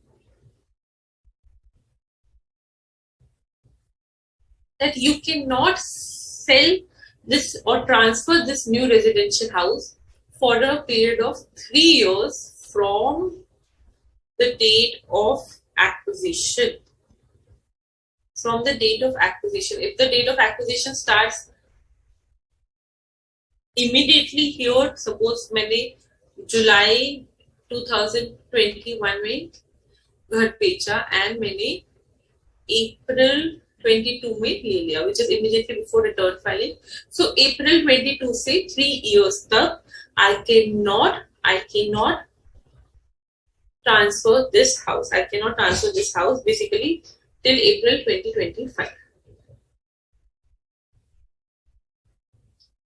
ठीक है. Similarly, if मैंने capital gain account scheme में invest कर दिया था and I purchased this Mathura वाला house in suppose June 2023. ठीक है. So June 2023 से 3 years from the date of acquisition of this new house, I cannot transfer.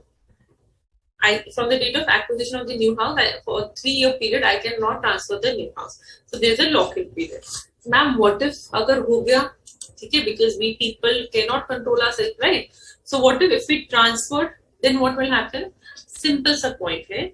अब मैंने suppose करो मथुरा वाला house मैंने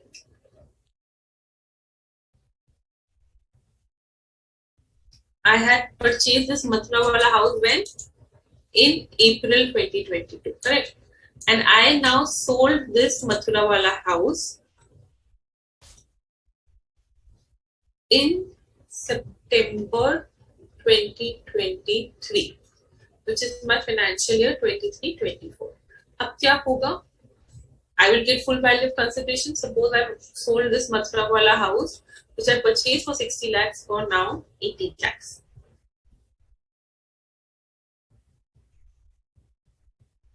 ठीक है. Please everyone focus on the screen.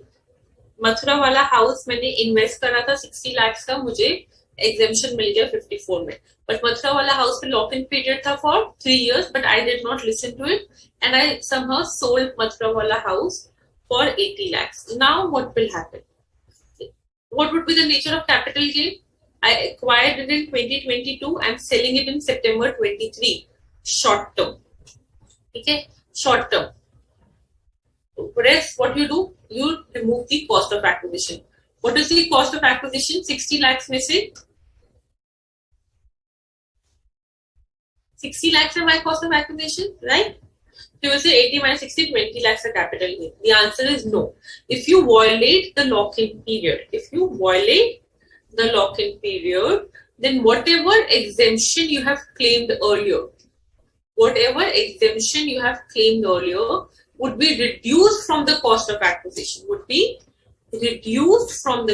acquisition, and after that the capital gain would be calculated. Now here to full 60 lakhs का exemption ले लिया था, So nothing would be your cost of acquisition, and this full 80 lakhs would be your short-term capital gain. Full 80 lakhs would be your short-term capital gain. एक और example लेते हैं. I sold my Delhi wala house in financial year 21-22. ठीक है, for 70 lakhs. I purchased another house in Mumbai for 90 lakhs. Exemption कितने का मिलेगा? 70 lakhs का. I acquired this Mumbai wala house. इसका कॉस्ट था 90 lakhs on May 2022. ठीक है, before return filings. But exemption would be allowed up to capital gain. So 70 lakhs का exemption allowed हुआ. Nothing was taxable. But now, in the previous year, Mumbai wala house, I sold it without considering my lock-in period. I sold Mumbai wala house in October 2023. Okay, I sold Mumbai wala house in October 2023 for a consideration of 1.2 crore, which is 120 lakhs. Okay. Now what will happen? 120 lakhs का मैंने house बेच दिया. Cost of acquisition कितना था मुंबई वाले house का? 90 lakhs. Exemption मैंने कितना claim किया? 70 lakhs. So only 20 lakhs I can claim as exemption, and this 100 lakhs would be my taxable short-term capital gain. Students, यहाँ पे asset in question, capital asset in question was Delhi. यहाँ पे capital asset in question is Mumbai. So whenever you are violating the lock-in period, then whatever exemption which you have claimed, would be reduced from your cost of acquisition when you are selling the new residential asset. Clear? So now on to the summary part of section 54.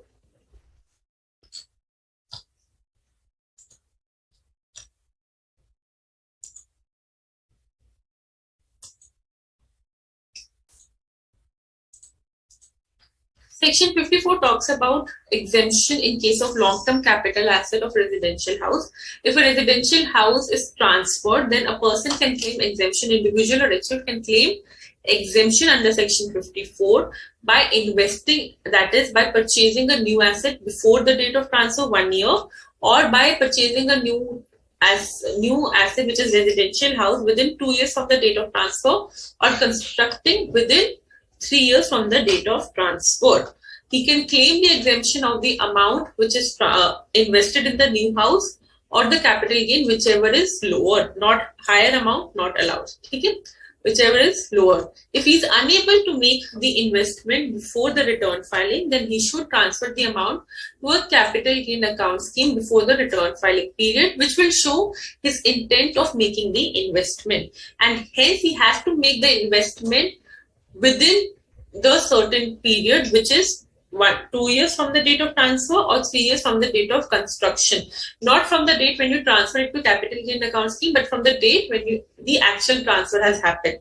If he is unable to make any transfer from the capital gain account scheme, then the entire amount which is there in the capital gain account scheme would be taxable in the year when the utilization period gets over. If he has invested less than what is there in the capital gain account scheme, then the remaining amount would be taxable. If you invested more than what it is there in the capital gain account scheme, more than there would be no benefit.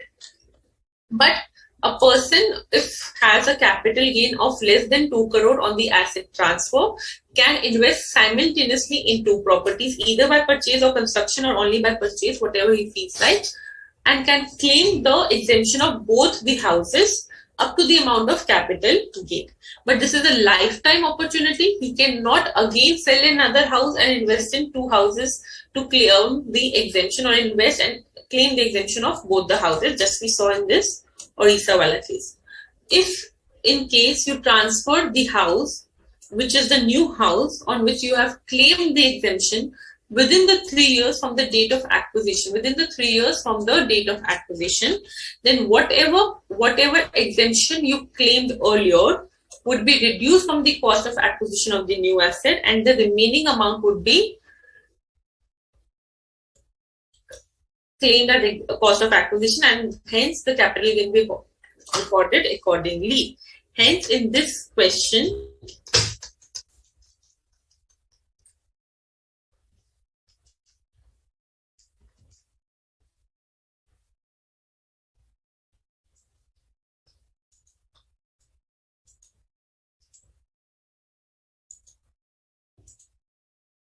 yeah. So hence now in this question, let's continue from example 7. If the long-term capital gain is of 2.05 crore and the cost of new house is 3 crore, then the entire capital gain of 2.05 crore is exempt. But now the person has sold the new house within 18 months for rupees 5 crore. So 5 crore ka consideration aa gaya.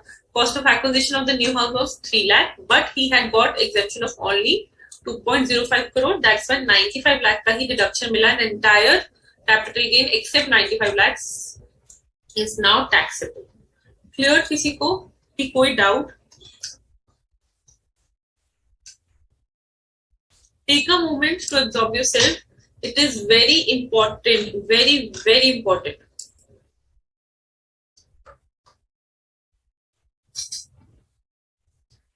Bimal, Pradeep,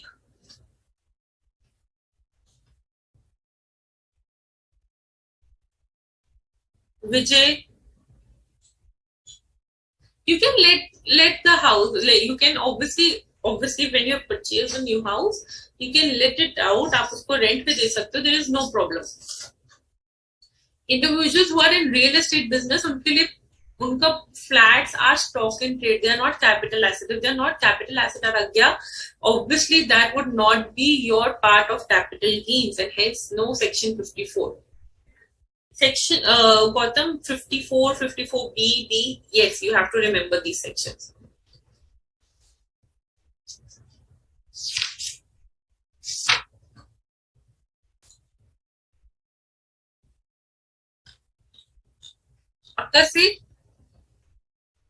Because section 54 is the base of understanding the coming section, so it would be very important. Construction के case में Pradeep, obviously there can be the question from the department also, and otherwise also you have to reflect the proper cost of acquisition construction. Hence, maintaining the invoices and all those things are very necessary. Government can also ask to justify how much cost you invested. Okay.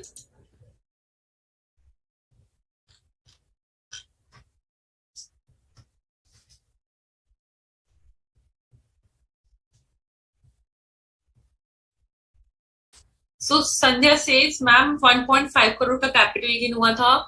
He invested in a new property for 1.7 crore. He must have got 1.5 crore का exemption, right?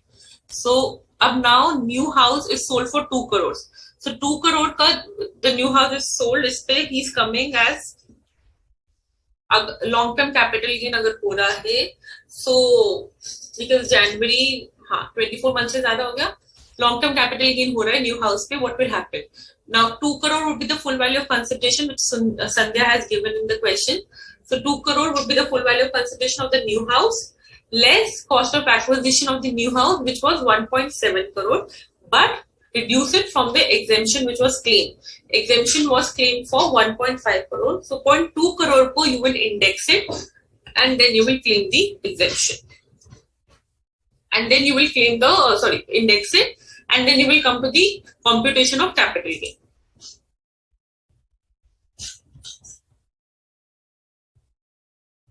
अगर आपने 1 year before purchase किया तो it becomes very easy. Simply when you are calculating the capital gain of the house, which we are a capital asset, so whatever is purchased before, it would be reduced from the capital gain. Lock-in period सबका नया house का शुरू होगा from the date of acquisition of the new house. Lock-in period will start not from the date of transfer, not from the date of capital gain account scheme.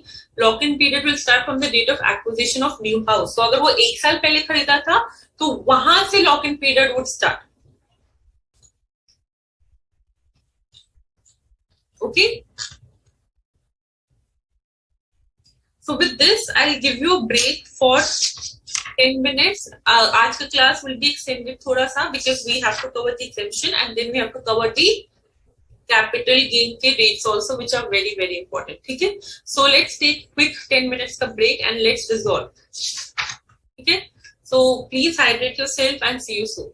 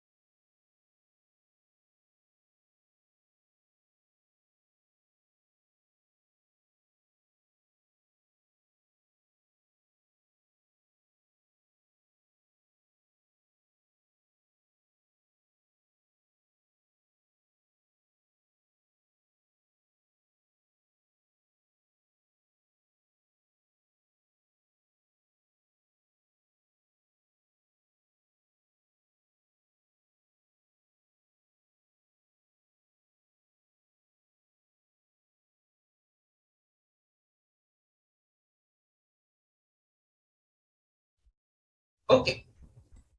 So I assume now everyone has understood your Section 54. अब Section 54 का base समझ आ गया ना, capital gain account scheme 1 year before, 2 years after, violation condition. So now you will make this table as a homework.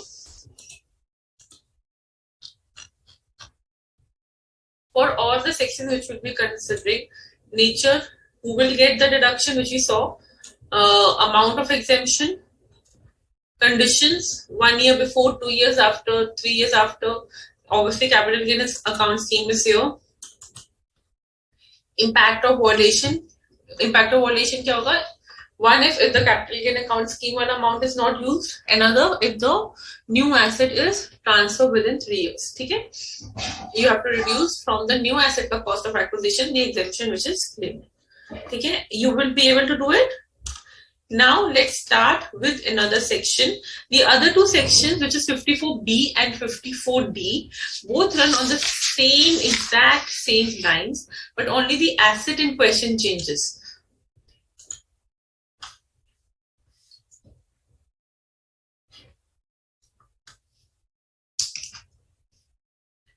(54B) talks about capital asset which is in the nature of agricultural land. Which agricultural land? Obviously urban agricultural land, because rural agricultural land is not my capital asset.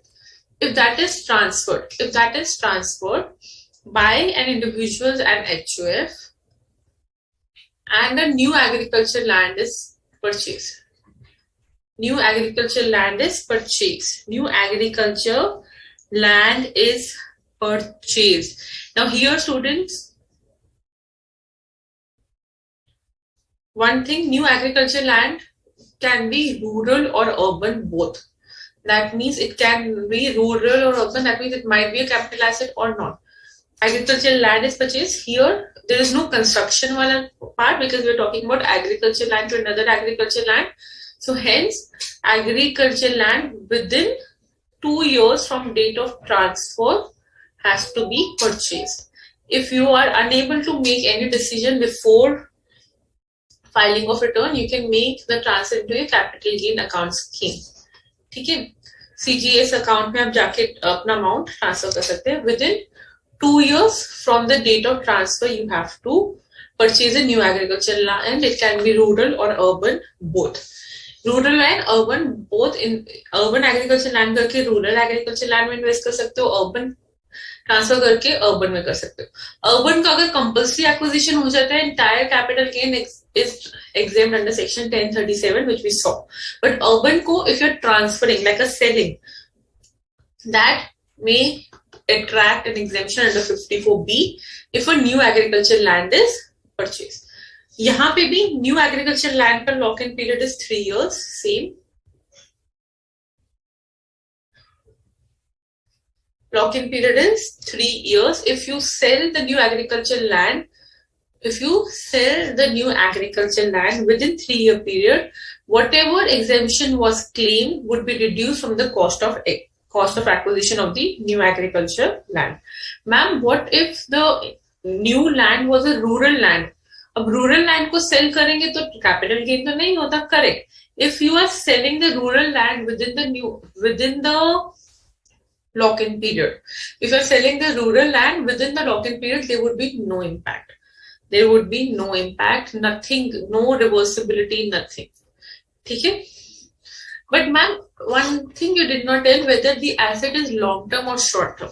So long term or short term कहीं specifically नहीं लिखा, but it is written here that the agricultural land should be used by the assessee for a minimum of 2 years period, for the purpose of agriculture, for agriculture purpose, before the date of transfer. अब 2 years का period लिखा है, assessee has to use, that means land और immovable property में तुम्हारा वैसे ही lock in immovable property में long term asset कब होता है? 24 months का, right? So when the condition here is that the land should be used by the assessee for a period of at least 2 years before the date of transfer for agriculture purpose, that means the land obviously इस पे कुछ capital gain होगा, that might come as long term. That might come as long term, but it is not written anywhere clearly. It can be short term or long term, but yes, it should be used for the period of 2 years by the SECI for agriculture purpose before the date of transfer. Okay, any doubt anyone has?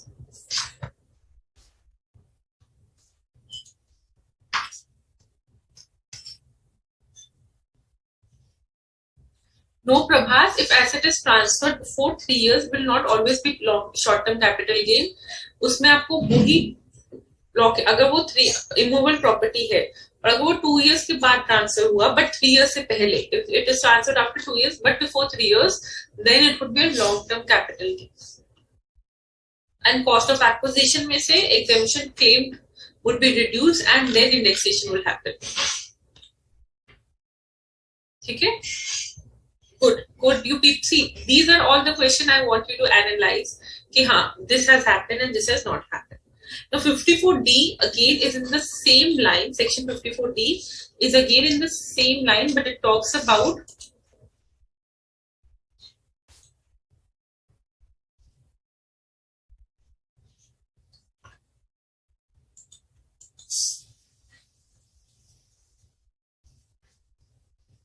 land and building. It also talks about land and building, but of an industrial undertaking, which is compulsory acquired.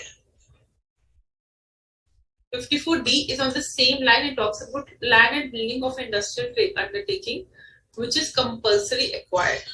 Now, industrial undertaking which is compulsory acquired, मतलब there is some industrial area, उसका land and building किसी ने ले लिया by as in the government compulsory acquisition. उस पे what will happen? Now 54D again same line. I not repeat. This is your homework to go through section 54D. कोई भी doubt आएगा, सब कुछ सेम है. इसमें से question also comes very rarely, so you can read it and let me know if there's any doubt. Next exemption, which is again very important, please mark very important, 54EC. Now this exemption, unlike your 54 or 54D, is for any SSE. That means any SSE, company, firm, any SSE can claim deduction in this. It is not for residential house, but it is all for any long-term capital asset, any long-term capital asset in nature of land or building or both. Land, building or both. That was typically residential house, right? This is land, building or both, as in दोनों sell हो रहे हैं, खाली land or building. So the capital asset on which the exemption can be claimed under section 54EC is land, building and both. Ma'am, लेना क्या है to claim the exemption? What do we have to invest in to claim the exemption? So you have to invest in bonds, not any bonds, but infrastructure bonds. Infrastructure bonds कैसे? NHAI के bonds होते हैं. Then there are bonds of your Rural Electrification Corporation Limited. Again, these are all infrastructure related. ठीक है? Then there were notified bonds of Power Finance Corporation, and there is IRFC, Indian Railway Finance Corporation. इन्हीं bonds में if you invest,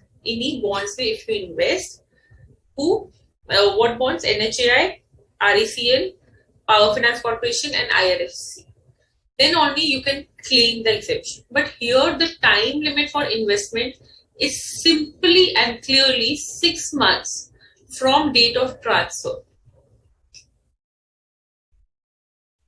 6 months from date of transfer. Clearly लिखा हुआ है, no other time limit. So if I'm selling it today, so यहाँ से 6 months, which would be by 29th December, I have to invest to claim the exemption under section 54EC. Government ने कहा, instead of investing anywhere, you invest in my bonds. ठीक है, 6 months from date of transfer. Here there is no concept of capital gain account scheme. Here there is no concept of capital gain account scheme. Ma'am अगर हमने मार्च में cell किया और जुलाई में return कर बेचना है तो बाबा जुलाई तक कर दो इन्वेस्ट. ठीक है. because March से 6 months still you have September तक का time period, but it's better to invest it timely. Okay. In bonds पे you get interest which is taxable. The lock-in period of these bonds, unlike others, is 5 years. तो आप ये 5 years से पहले mature ही नहीं कर सकते. In any situation, you cannot mature these bonds before 5 years. But यहाँ पे there is, unlike other section, the quantum of deduction here is the quantum of deduction. What is my quantum of deduction? Abhi tak we saw long-term capital gain, which is the amount which is coming, or the amount invested in new asset, whichever is lower. That would take 7. Here is long-term capital gain, obviously, or the amount invested in bonds.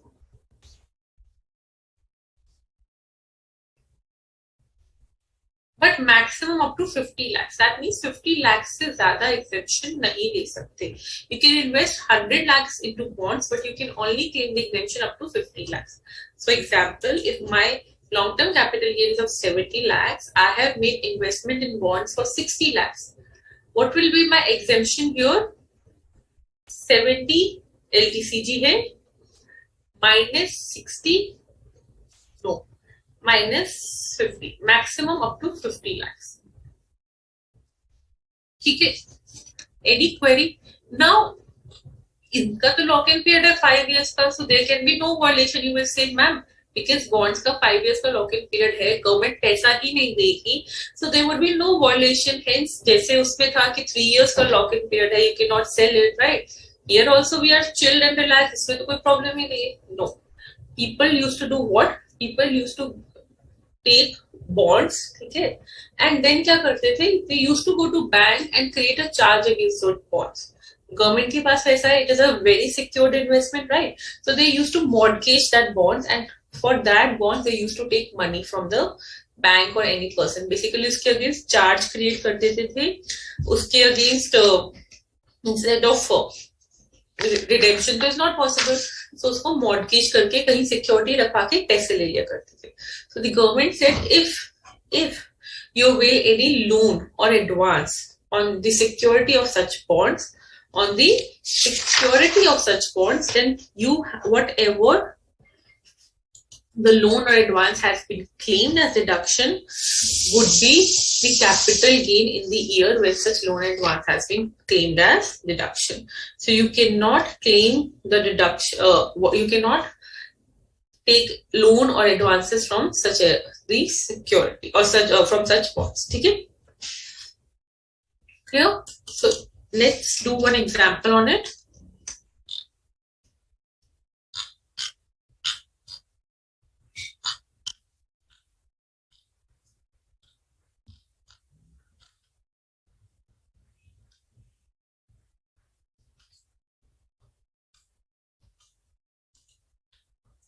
Long-term capital gain of 75 arising from transfer of building on 1st May 2021 will be exempt from tax if such capital gain is invested in the bonds redeemable after 5 years issued by NHAI under section 54 EC.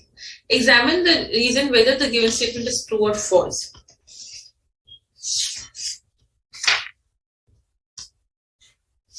Why it is true or false?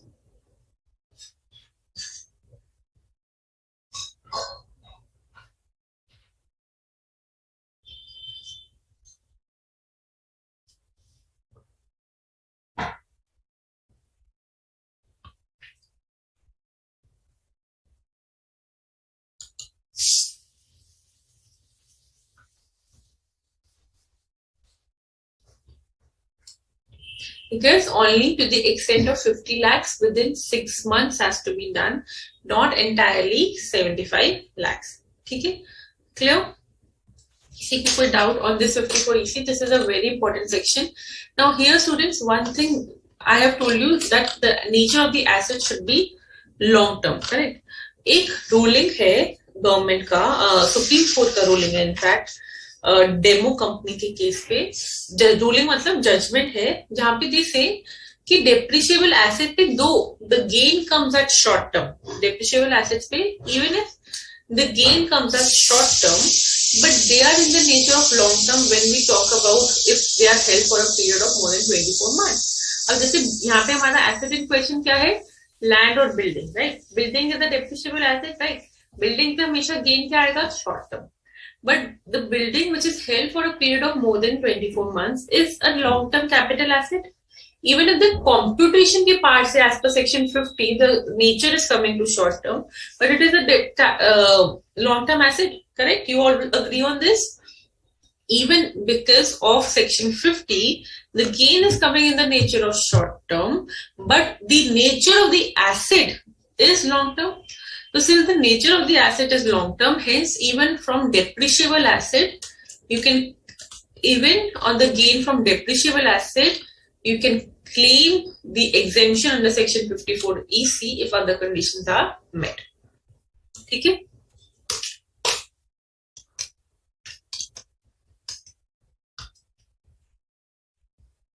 Very good.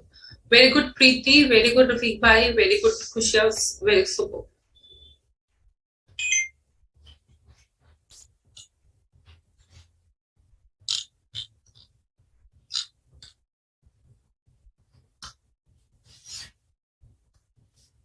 Puja same जैसे हमने residential house का किया, वैसे ही urban agriculture land को अगर आप sale करते हो, and if you invested any rural agriculture land और urban agriculture land with in 2 years period, within 2 years period, if you purchase any land, you can claim the exemption of it.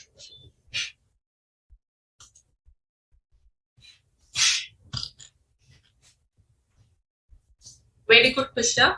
So now let's move to another and the last and the most important exemption of all. Abhi tak, wherever you were seeing in all the sections, there were land, building, residential house, basically movable property.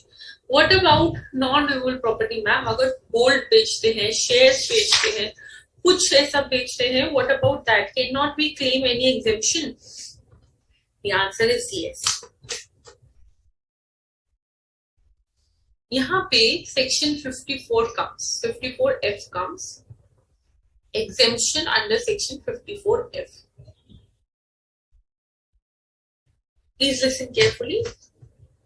यहाँ पे exemption under section 54F comes into picture, where you have a long-term capital asset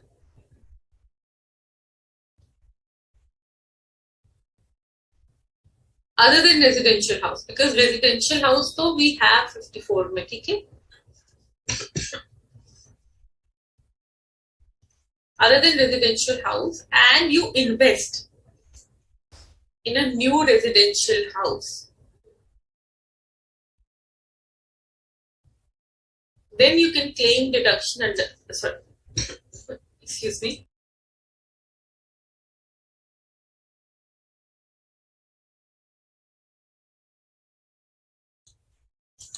Yeah, sorry. Then you can claim the exemption under section 54F. अगर new old residential house को बेच के you are investing in new residential house, then section 54 is there, right? But your long-term capital asset other than any residential house like equity shares or your jewelry or your paintings, and you're investing that in a new residential house. You're investing that in a new residential house, and you can claim exemption under section 54F. This is again only for individuals and individuals strictly. And here also the conditions remain same, that the new residential house, this is your date of transfer, should be either purchased 1 year before or 2 years after. 1 year before or 2 years after, or constructed 3 years after the date of transfer. 1 minus 1 plus 2 plus 3. Okay? Then only you can claim the exemption. But यहाँ पे एक और condition है typically सा. They say you can invest in a new residential house and claim exemption under section 54F if and only if you own not more than one house other than the new house. Now what does this mean? So suppose we are talking about Mr. Raju.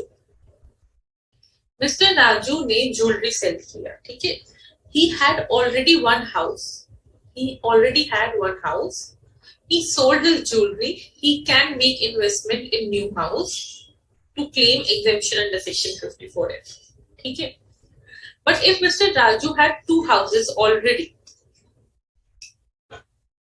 and he invests in new house thinking that I can claim section 54F, he will not get the exemption. He will not get the exemption. So एक तरीके से new house को छोड़ के आपके पास एक house से ज्यादा नहीं होना चाहिए. What did I say? Leaving the new asset in which you are investing, except that you should not have more than one house. You should not have more than one house. पहले से 10 साल पहले, 12 साल पहले, no. One house से ज्यादा नहीं होना चाहिए. So can I say the maximum, as in the old house and the new house, so maximum you can own two houses for investing in section, for getting the exemption under section 54F. Again, I'll repeat. To claim exemption under section 54F, you have to invest in a new residential house, but you have to be careful that except that new residential house, you should not have more than one house. Except this new residential house, you cannot have more than one house. So नया house मिला के दो house से ज़्यादा नहीं होना चाहिए. Clear? Ma'am, what if investment की date पे there was no new residential house, but what if he claimed later? मतलब Mr. Raju had, let us make a story out of it. Mr. Raju already had one house which he had got in inheritance from his father. ठीक है? He got one house in inheritance from his father in previous year 1780. Now he sold his jewelry and got a new residential house in previous year 21-22 itself. ठीक है? Can he claim the exemption? The answer is yes, because he has one house, house 1. So he can invest in house 2. That is not an issue. But he cannot have two residential house for the lock-in period also. मतलब, let me explain it as यहाँ पे he cannot have in this 2-year or 3-year period a second residential house, irrespective of the fact that he has already invested in the new house and only claimed the exemption of one house. He cannot have a third, you can say, with 1 and 2 and 3rd, or a second residential house for claiming the exemption. अब नहीं समझ आया? Simple करते हैं इसको.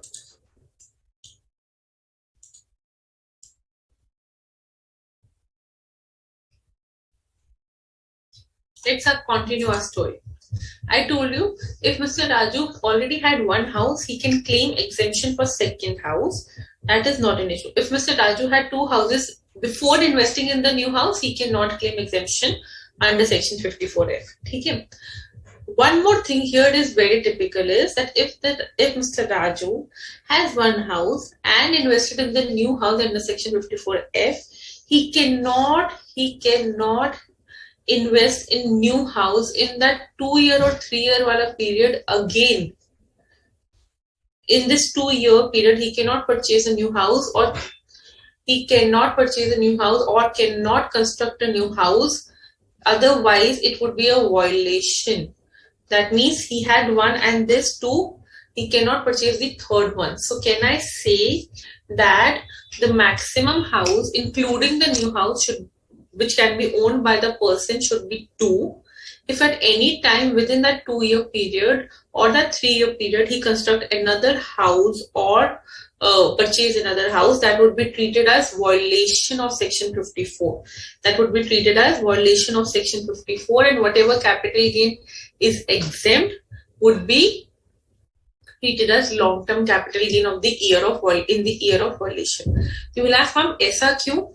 Why they have restricted it? See, the idea is to provide you the benefit of is to encourage infrastructure development, is to make you infrastructurally strong, right? But when you already have so many houses, that means unnecessary you are just investing and misusing the scheme. जो main exemption का idea है, is that if person should never be left houseless.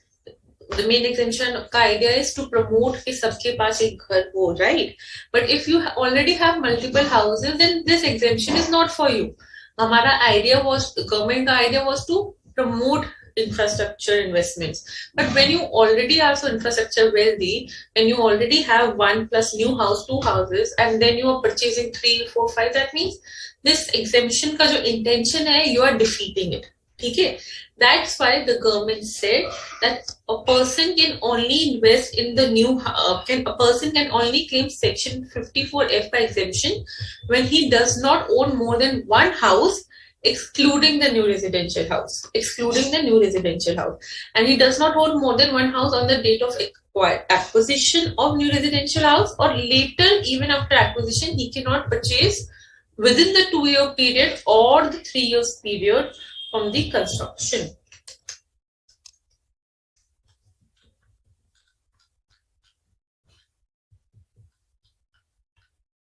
The condition here is, now let's see. The assessee should not own more than one residential house on the date of transfer.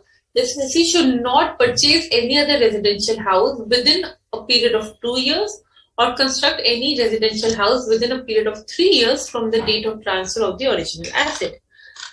If he does so, the capital gain exempt earlier shall be deemed to be taxable as a long-term capital gain in the previous year in which such residential house is purchased or constructed. Okay? Now, यहाँ पे one thing is, again,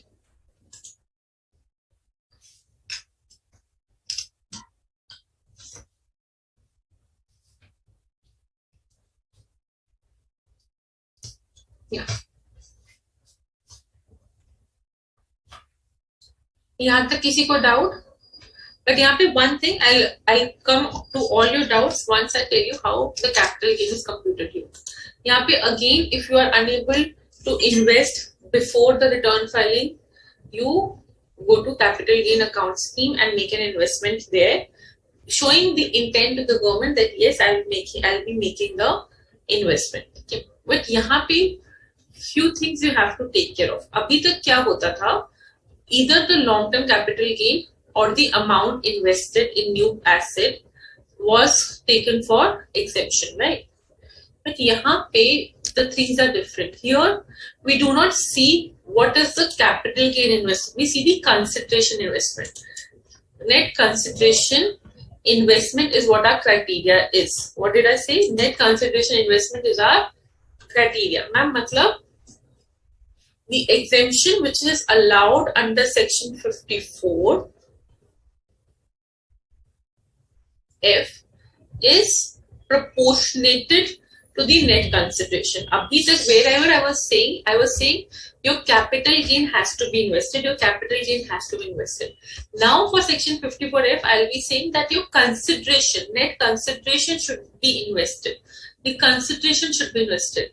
So hence you are getting long-term capital gain, you will only get the exemption to the extent which is invested of the consideration part. So your exemption calculation would be long-term capital gain nikla into my amount invested in new asset, as in the new house,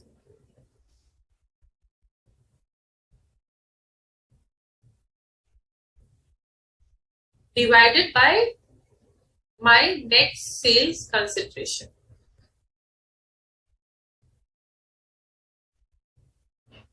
Divided by my net sales consideration. So the long-term capital gain was 40 lakhs. My net sales consideration was 80 lakhs. So abhi tak kya hota tha? 40 lakhs or exemption, right? 40 lakhs or the new house, whatever you invested, usme se whichever was lower was an exemption. But now proportionate amount is calculated as exemption, and then I'll explain how the consideration is invested. So आपने कितना invest किया new house में? 70 lakhs. आपने कितना invest किया new house में? 70 lakhs. 40 into 70 divide by 80. So 35 lakhs would be your exemption under section 54F. If you would have invested completely 80 lakhs, then full 40 lakhs would be your complete 40 lakhs would be your exemption. So can I say that if the net consideration is fully invested into the new residential house, then capital gain amount would be exempted. If the net consideration is, if the new residential house cost is less than the net consideration, then the capital gain amount which would be exempted would be calculated proportionately to the net consideration. So जितना net consideration का part invest हुआ into the new asset, उसका proportionate would be allowed as capital gain का exemption. If पूरा का पूरा net consideration invest हो रहा है, पूरा का पूरा net consideration is getting invested, that means पूरा का पूरा capital gain is exempt. But if only proportionate amount of consideration is getting invested, then proportionate amount would be exempted as my capital gain. Ma'am, if he invested 90 lakhs in a new asset, then also maximum up to net sale consideration only the deduction, the exemption would be allowed, hence only 40 lakhs. Hence only 40 lakhs. Clear? So here the intent is to invest the net consideration. If you invest the entire net consideration, you will see your entire capital gain is getting exempt. If you are investing only part of your net consideration, only proportionate capital gain would be exempt. यहाँ पे exemption का formula is LDCG into amount invested into the new residential house upon net sale consideration. But do not ratify the formula. Why it is? Because यहाँ पे under section 54F, the exemption is computed not on the amount which is invested from the capital gain, but on the amount which is invested from the consideration. That's why the capital gain का exemption is calculated proportionately. ठीक है? Last part जो हम सब देखते हैं, which is violation. Ma'am, new asset का lock-in period here is also 3 years. Yes, here it is also 3 years. So new asset का lock-in period is 3 years.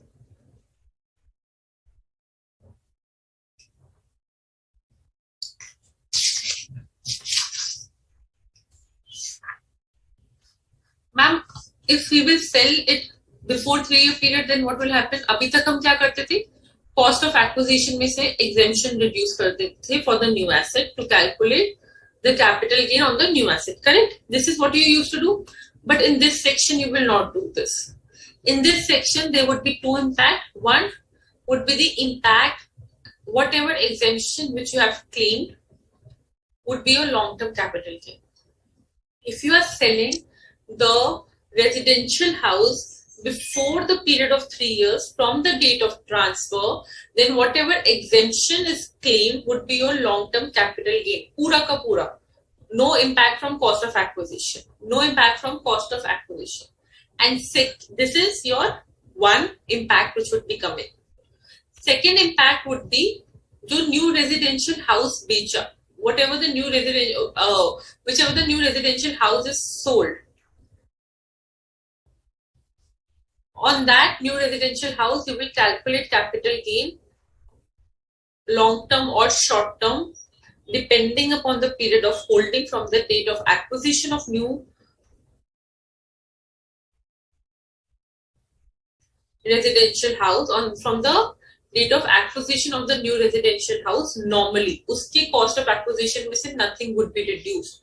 That would be like a normal new asset has been sold. Ma'am, example. Let's take an example. You sold jewelry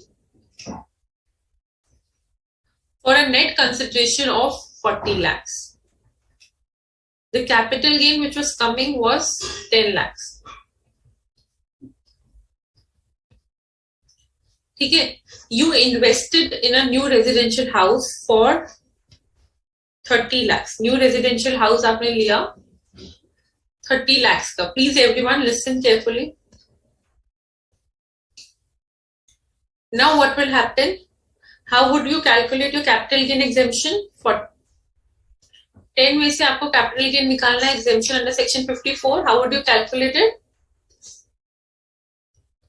54F में 10 into 30 divided by 40. 40 का मैंने 30 वाला part ही invest किया, तो simple unitary method से 10 में से proportionate exemption only would be allowed. So 10 into 30 divided by 40, which is your 7.5.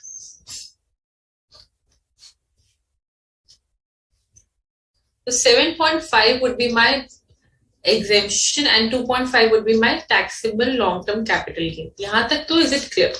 Now I had acquired this new residential house in February 2022. ठीक है. Now I sold this new residential house in October 2023. Now what will happen in financial year 23-24? Two impact will come. One, whatever the exemption is claimed earlier would be my long-term capital gain straightforwardly. So 7.5 lakhs would be my long-term capital gain. Clear? Second, I have to calculate the capital gain on this residential house ka sale, right? October 23 में suppose I have sold it for 45 lakhs. So full value of consideration 45 lakhs minus cost of acquisition पूरा would be allowed. Why पूरा would be allowed? Because जो capital gain exempt किया था, I've offered it separately in the same nature to the income tax authority in the financial year 23-24 itself. So 45 minus 30, 15 lakhs would be my short-term capital gain on sale of new residential house. On sale of new residential house. Abhi tak, in earlier cases, what we were doing, we were reducing it from the cost of acquisition itself, the capital gain exempt amount. But in 54F, in case of violation, there are two impacts. One is the exemption which was claimed would become as long-term capital gain. Another is the normal capital gain ka calculation for the new residential house, which you do not have to forget. Okay? Clear? So to summarize section 54 for you, section 54F is only for long-term capital asset other than new residential house. The exemption would be allowed only if you invest in a new residential house within 1 year from the date, within 1 year before the date of transfer, or 2 years after the date of transfer, or 3 years after the date of transfer if a new house is constructed. Here, one thing you have to remember is that you cannot invest or you cannot claim exemption under section 54F if you already own more than one house at the time of transfer or at the time of 2 year period or a 3-year period. If you do so, whatever exemption you have claimed would be taxable as long-term capital gain in the year of violation. Here, the exemption is, unlike other section, is allowed proportionately. How it is allowed proportionately? The long-term capital gain is proportionated to the amount invested in the new residential house upon my net sales consideration, because intent of section 54F is to invest the consideration, not invest the capital gain. Whatever amount comes proportionately would be your exemption. But if the new house is sold within the lock-in period of 3 years from the acquisition, then there would be two impacts. One, whatever the exemption is claimed would be my LTCG, and the new residential house pay, whatever the capital gain will come would be calculated. It can be long-term or it can be short-term. If it is within 2 years wala period, it would be short-term. If it is within that more than 2 years wala and within that 3 years wala period, it would be long-term. Simple. Clear हुआ? अब बताओ if there is any doubt.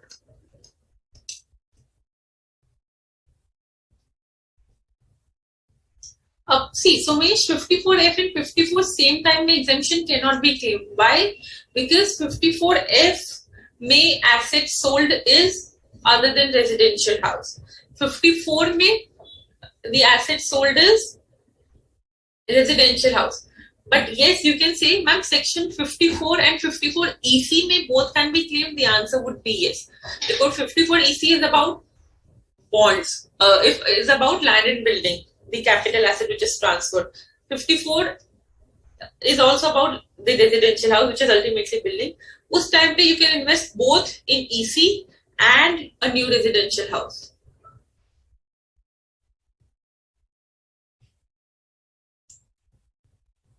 I'm sorry, Jamil, if that was the case.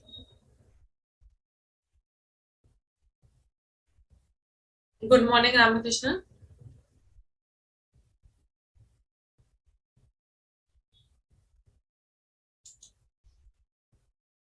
Okay, so we have few queries.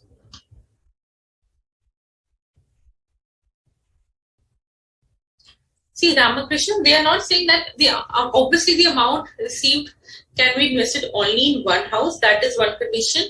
And other condition is that when you are investing, you should not own more than one house. So both the things have to be taken care of.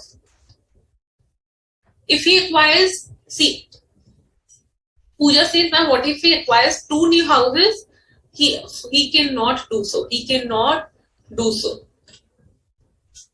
Then exemption which would have claimed earlier, so जैसे ही वो second house acquire करेगा in that 2 year or 3 year वाला period, that would be the exemption would be reversed back, and you have to transfer, you have to offer it as capital gain.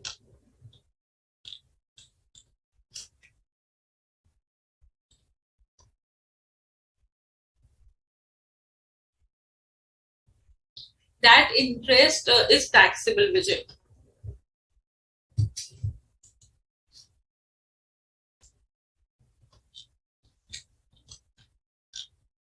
(54F) is a bit technical. 54 and other goes in same line, but 54F is थोड़ा सा technical, especially when they say कि एक house में invest करने के बाद second house में you cannot invest in 2 years and 3 years वाला period at all. And एक house में invest करते time you cannot have more than one house. So both the thing has to be taken care of.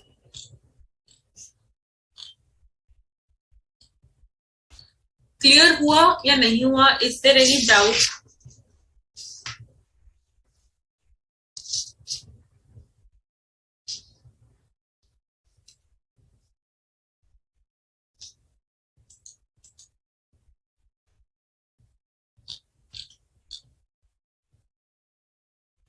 No exemption in case of commercial property.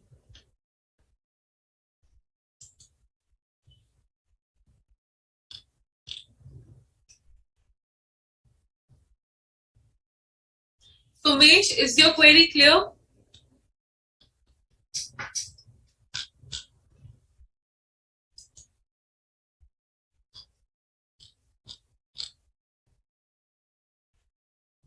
I'll come to APC wala part also, do not worry.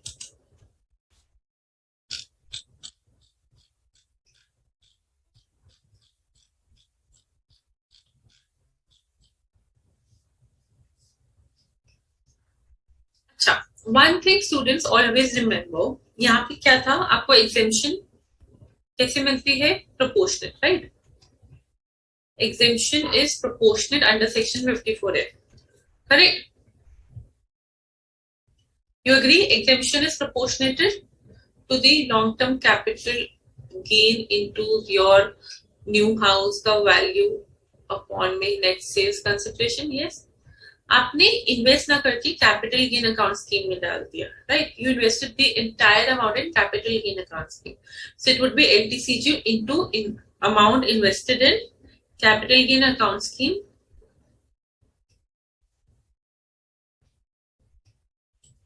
upon में net sales consideration. Correct? This is how you will do. Now I tell you again and again that whenever the utilization, the period gets over, whatever is there in the capital gain account scheme becomes the taxable LTCG of that year, right? I've told you this often again, right? इसमें भी same thing will happen. Whatever capital gain accounts में amount which is unutilized is left would become LTCG of that year, but proportionately. When exemption was allowed proportionately, here also the capital gain account scheme का unutilized amount would be proportionately taxable. Okay, so not the entire amount would become as taxable. जितना amount investment के time पे exemption मिला, proportionately it would get taxable. ठीक है? So this, just remember this thing again, very typical at your stage, but just a very basic point which one has to remember.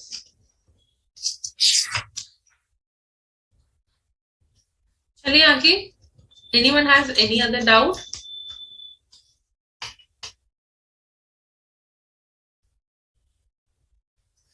No, Pooja, you cannot reduce from it from the cost of acquisition. Clearly for 54F, they says कि cost of acquisition को आपको नहीं impact करना of the new asset, जितना exemption लिया you have to show it as long term capital gain. And the reason, yes, there are different rates also for the different type of gains.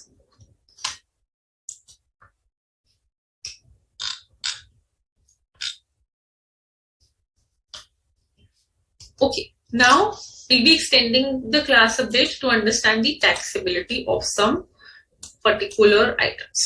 Okay. Capital gain taxability, very very very typical. Capital gain कौन से type का होता है? Short term,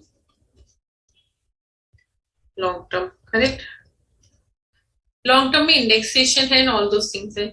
short term में simple they से short term capital gain on any asset would be added to your income and the gain on that would be calculated as per slab rates. As per slab rates. So whatever slab rates you're working into, individuals and HUF में slab rates are there. So आपका other income is for 5 lakhs. Short term capital gain is of say 3 lakhs. So 8 lakhs would be your total income. You will calculate your income tax accordingly as per slab rates. Simple. But income tax में ना there is a concept of which is called special rates. Special rates. What are special rates? Special rates are those rates which special tax rates are those rates which are there on some special type of income. On some special type of income. So hence short-term capital gain in respect of listed equity shares and equity-oriented mutual funds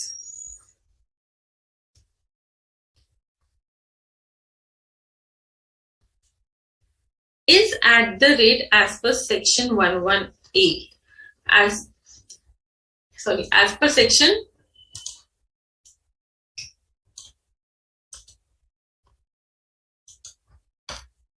11A. And 11A section क्या कहता है? That the capital gain would be taxed at a flat rate of 15%. At a flat rate of 15%. So अगर मेरा capital gain 3 lakhs का है, so 3 lakhs पे clearly 15% I will pay as tax, which is 45,000. Flat 15%. अब जहाँ flat और special rates आ जाते हैं students, वहाँ पे ना कुछ particular conditions आ जाते हैं. जहाँ पे स्पेशल रेट्स आते हैं, there are certain conditions. One condition is that no deduction can be claimed. No deduction can be claimed from such special rate income. ठीक है. So no deduction under chapter 6 है. So अगर आपका 80C है, 80D है, any exception which is there, और क्योंकि ये ऑलरेडी स्पेशल रेट पे टैक्स हो रही है, 15% is lower, so we will not allow you any reduction under chapter 6 से. Ma'am example, suppose you have an other income of 5 lakhs and STCG of 3 lakhs and deductions of 1,50,000. What will you do and how will you do? 3 lakhs को आप सीधा 15% पे slab rate पे लेके 15% के flat rate पे लोगे, and 1,50,000 you will reduce it from the other income. You will reduce it from the other income and not from your special rate income. So that means 3,50,000, which is 5 lakh minus 1,50,000. So you will apply slab rate, and 3 lakh pay you will apply 15%. This would come as 45,000. And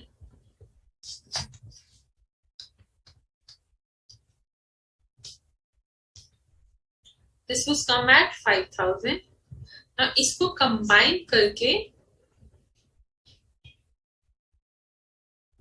which is your 50,000 plus cess and plus cess you will apply, and you will come to your net tax, which is 52. किसी को कोई doubt? क्या किया मैंने? 5 लाख पे 1,50,000 reduce किया, 3,50,000 पे slab rate से This is only in case of special tax rate wala income, which is my short-term capital gain on equity-oriented mutual funds or equity shares. इस पे 3 लाख पे फ्लैट 15% लगाया. My total income was, total income कितना होगा? Total income आप कहोगे कि total income is 6 lakh 15, but how you calculate the tax? 3 lakh पे इतना एंड 350 पे इतना. क्लियर? कोई doubt? Now tell me the tax. My other income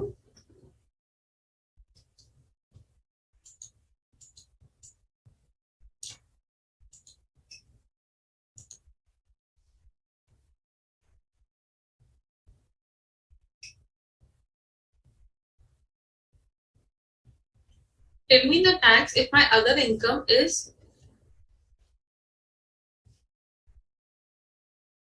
6 lakhs, short-term capital gain is 10 lakhs, deductions are of 2 lakhs. What would be my tax including cess? Tax including cess. Quickly tell me about the tax including cess.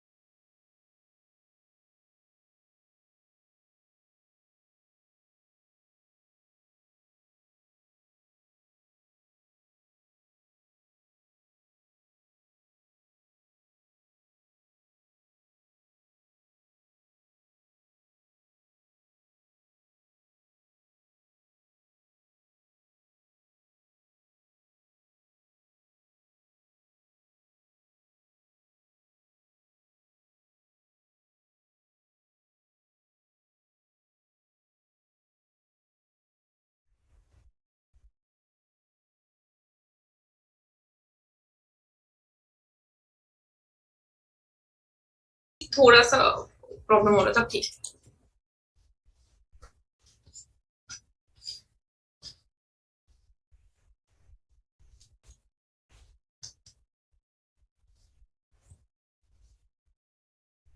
Mohammed Farad, I'll answer your question on this.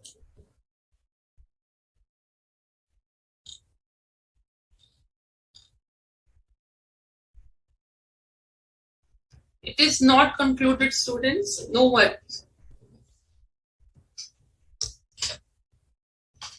So I've got the answer. Others, I'm waiting answer quickly. Just 1 more minute to solve it.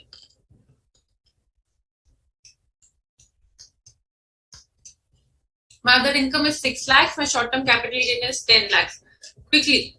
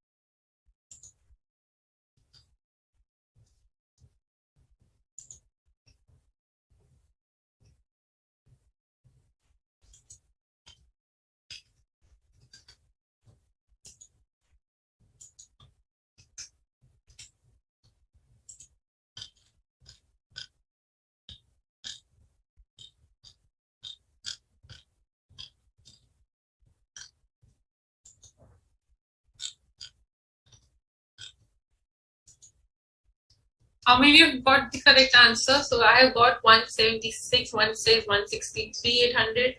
Okay, so all have given different answer. Very interesting, very nice. 163, 800, including 4% says. Students, simple sir.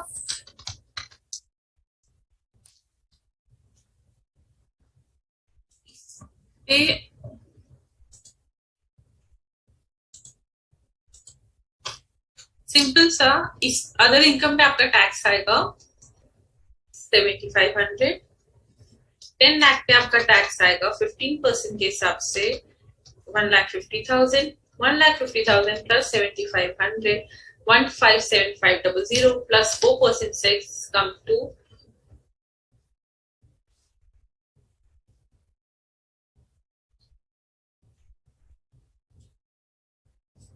sorry.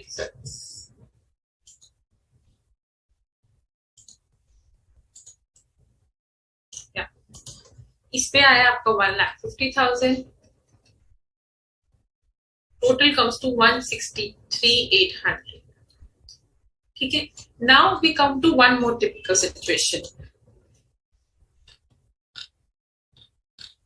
My other income is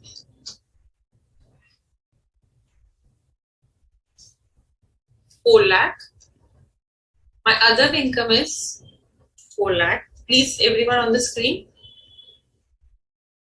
Short-term capital gain is of 1 lakh. Deductions is of 50,000. Only 50,000. Then what would be my capital gain?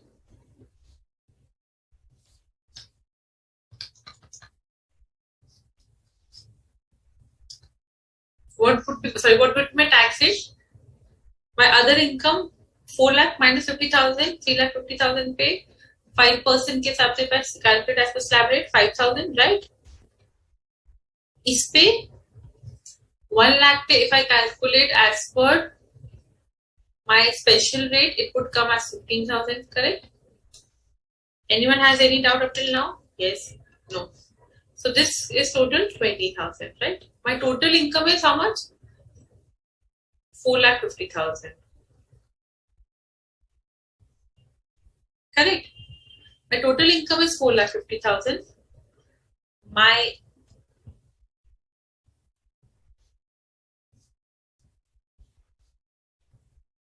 tax is coming as 20,000. Income is 4,50,000. जब आपने कुछ पढ़ा था कि income if less than 5 lakh, there is a rebate under section 87A.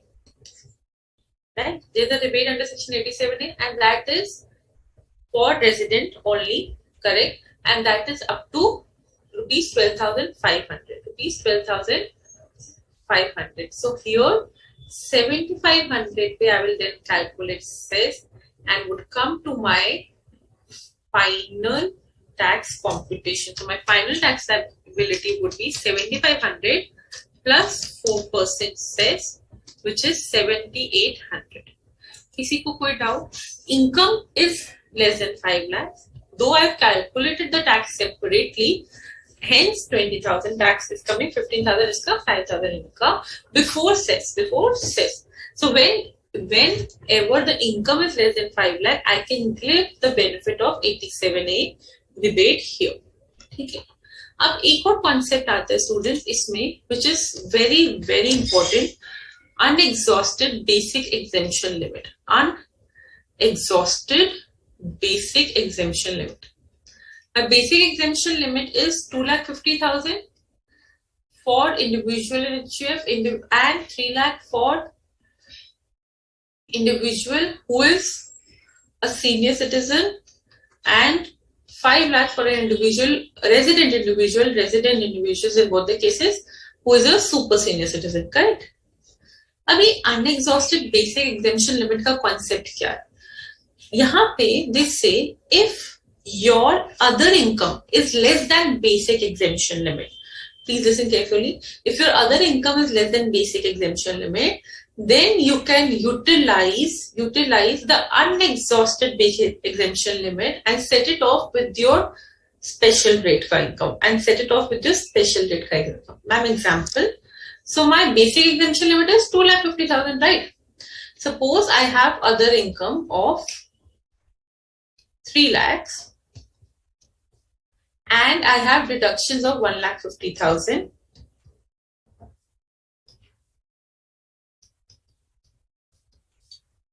And I have capital gain in the nature of short-term capital gain under section 11A, 111A of 4 lakhs. ठीक है, अभी तक what you were doing, other income पे you calculated as per slab rate, capital gain पे you calculated as per special rate, add करके cess लगा के you gave me the taxability, right? But यहाँ पे क्या हो रहा है, my other income में से जैसे मैंने deductions हटाया, because chapter 60 का deduction is not eligible for it, correct? So my this income reduced to 1,50,000. अब you will say this is not taxable and 4 lakh पे 15% करके let's calculate the taxability. The answer is no. There is this benefit only given to residents, where they can utilize their unexhausted basic exemption limit. अब सबसे पहले मेरा unexhausted basic exemption limit कितना है? Is it 1,50,000? No. How much amount out of basic exemption limit is still unexhausted? 1 lakh.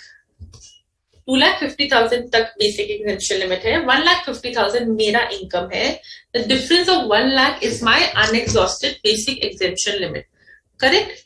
So this can be adjusted with capital gain. So or you can say the capital gain will first exhaust the basic exemption limit, and then they will calculate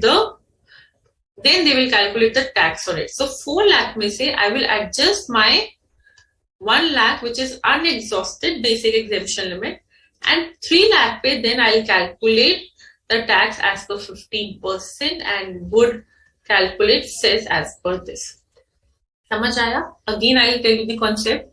Unexhausted basic exemption limit talks about that whenever there is a resident individual or HUF when we're talking about, and their other income, including the deductions or after taking the impact of deduction, is not fully exhausted or is not fully exhausted the basic exemption limit, or there is a basic exemption limit still unexhausted, then the short-term capital gain will be reduced by the unexhausted basic exemption limit, and only the balance would be taxed at the rate of 15%. But this is only for residents. Is it clear? Capital gain, short-term capital gain, clear?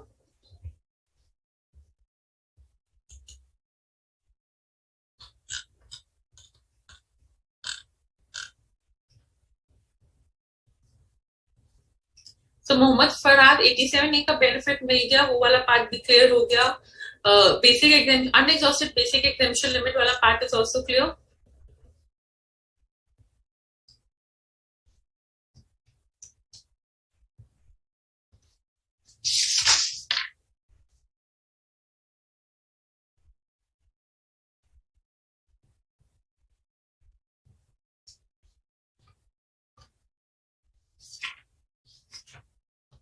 किसी को कोई doubt?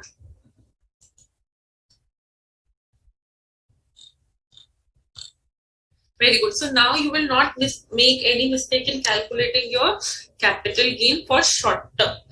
Short term का हमें clear हो गया कि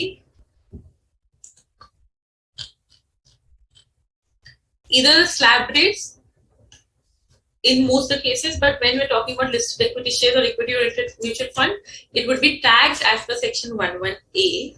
As per section 11A, clearly you will write section tax liability compute करते time, tax liability as per slab rates, tax liability as per section 11A, total tax liability, and then you will calculate the cess.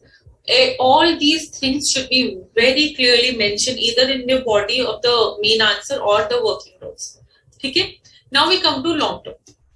Long term maybe there is two sections which are applicable. One is section 112 and section 112A.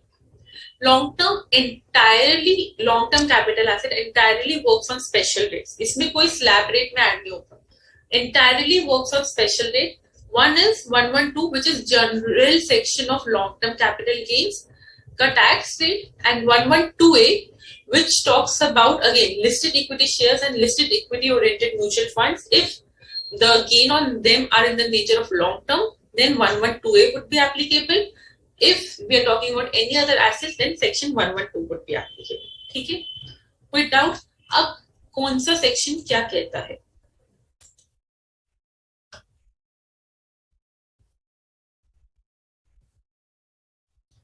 Section 112 talks talks about a simple rate of 20% special rate on long-term capital gain. Other than the one which is covered under 112A, long-term capital gain पे flat 20% rate होगा. Simple. So similarly, if I have another income of 5 lakhs, I have long-term capital gain of 4 lakhs, deductions of 1,50,000. So simple 3,50,000 पे slab rate के हिसाब से 5,000 आएगा. इधर 4 lakh पे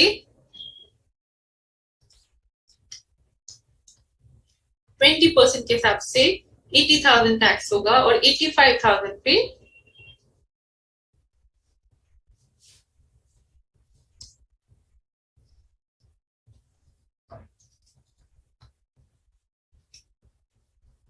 I will pay, including cess, I will pay the tax, which is 88,400. Simple.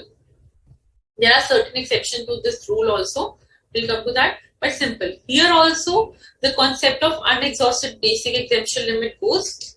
Concept of unexhausted basic exemption limit is what? Again, if my other income, excluding the long-term capital gain, is less than the basic exemption limit, then whatever is the unexhausted basic exemption limit would be adjusted with the long-term capital gain. But remember, this is not for all. This is only for resident individuals and HUF. Not for all. Okay? Clear? इसमें भी 87A का rebate मिल जाएगा if the total income including the long-term capital gain is less than 5 lakhs. No deduction on Chapter 6A. Whenever we talk about special rate students, there is generally no deduction of Chapter 6A. तो Chapter 6A का कोई deduction नहीं मिलेगा. Clear? पक्का से? Now यहाँ पे there are certain exceptions which are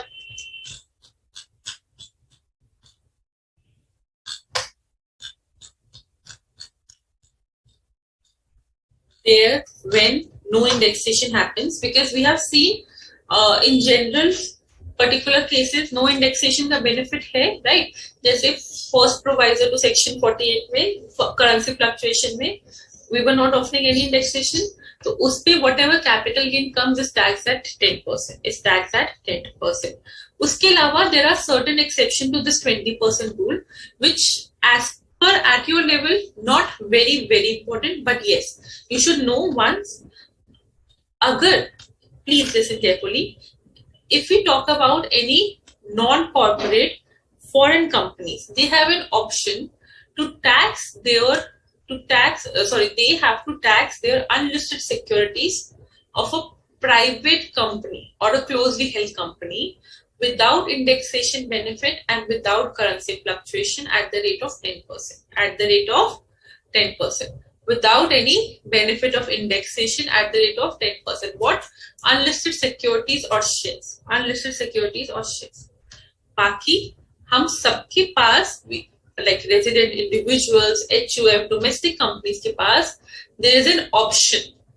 There is an option. Option क्या है? To tax the capital gain, to tax the long-term capital gain either at the rate of 20% with indexation benefit or at the rate of 10% without indexation benefits in case of transfer of listed securities other than units and in case of zero coupon bonds. It is at option. अगर मुझे 10% में tax कम मिलता है, I will go at 10%. If I get 20% में tax come, I'll go at 20%. Because जहाँ indexation benefit होगा, definitely the capital gain would be less, right? With this indexation benefit से cost of acquisition बढ़ रहा है, right? But whether it would match the 10% वाला rate without indexation benefit is what we have to see. But since I'll strictly say for you people to understand general taxability of 20%, its exhaustion of basic exemption limit is extremely important. Okay? These are 3 exceptions which you can remember. Again, remember that thing that धीरे धीरे chew करके ही digest होगा, धीरे धीरे step by step ही चीजें समझ आएंगी. Everything you grab it all at once will become a खिचड़ी. ठीक है? कोई doubt? Now we move to the last particular section, section 112A.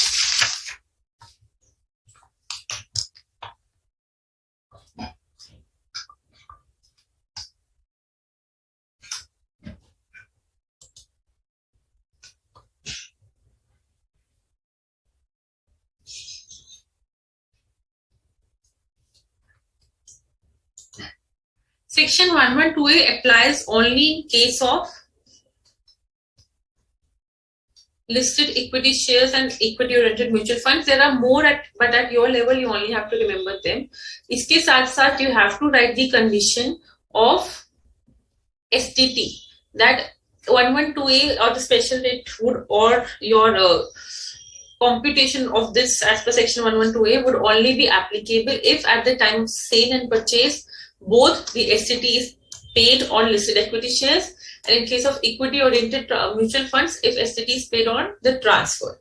Okay, so this condition you have to write. But how the capital gain is computed? Isme I will quickly tell the cost of acquisition is grandfathered to the date of 31st January 2018. वो कैसे निकालते हैं? We have all seen in section 55, right? Quickly, your fair market value or the cost of acquisition, you have to compare it. But before comparing the fair market value and the cost of acquisition, you have to compare the fair market value and the sale consideration. Whichever is lower, you will take that, and then you will compare it with the cost of acquisition. Whichever is higher, that would be your cost of acquisition. Okay? Clear? अब इसमें whatever the gain comes. So suppose my long-term capital gain is coming to 4 lakh. How will I calculate the capital gain on it? How will I calculate the capital gain on it? Assuming my other income is 7 lakhs. थोड़ा सा बढ़ाते हैं, change करते हैं. Other income is 7 lakhs. Long-term capital gain is 4 lakhs. Deduction is 1 lakh. ठीक है? What is my total income?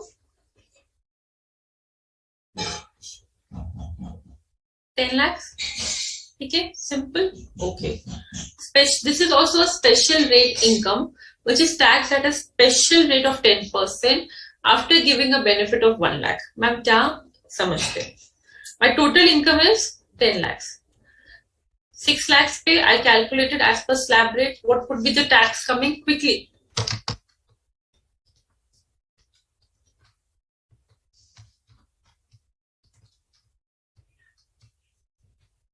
32,500.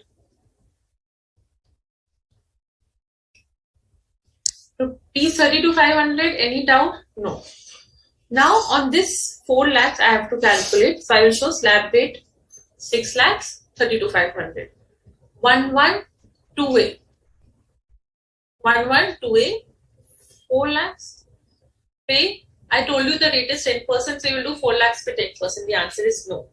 4 lakhs pay 10% has to be computed on 1 lakh ka benefit is given. So my capital gain only in excess of 1 lakh is taxable at the rate of 10%.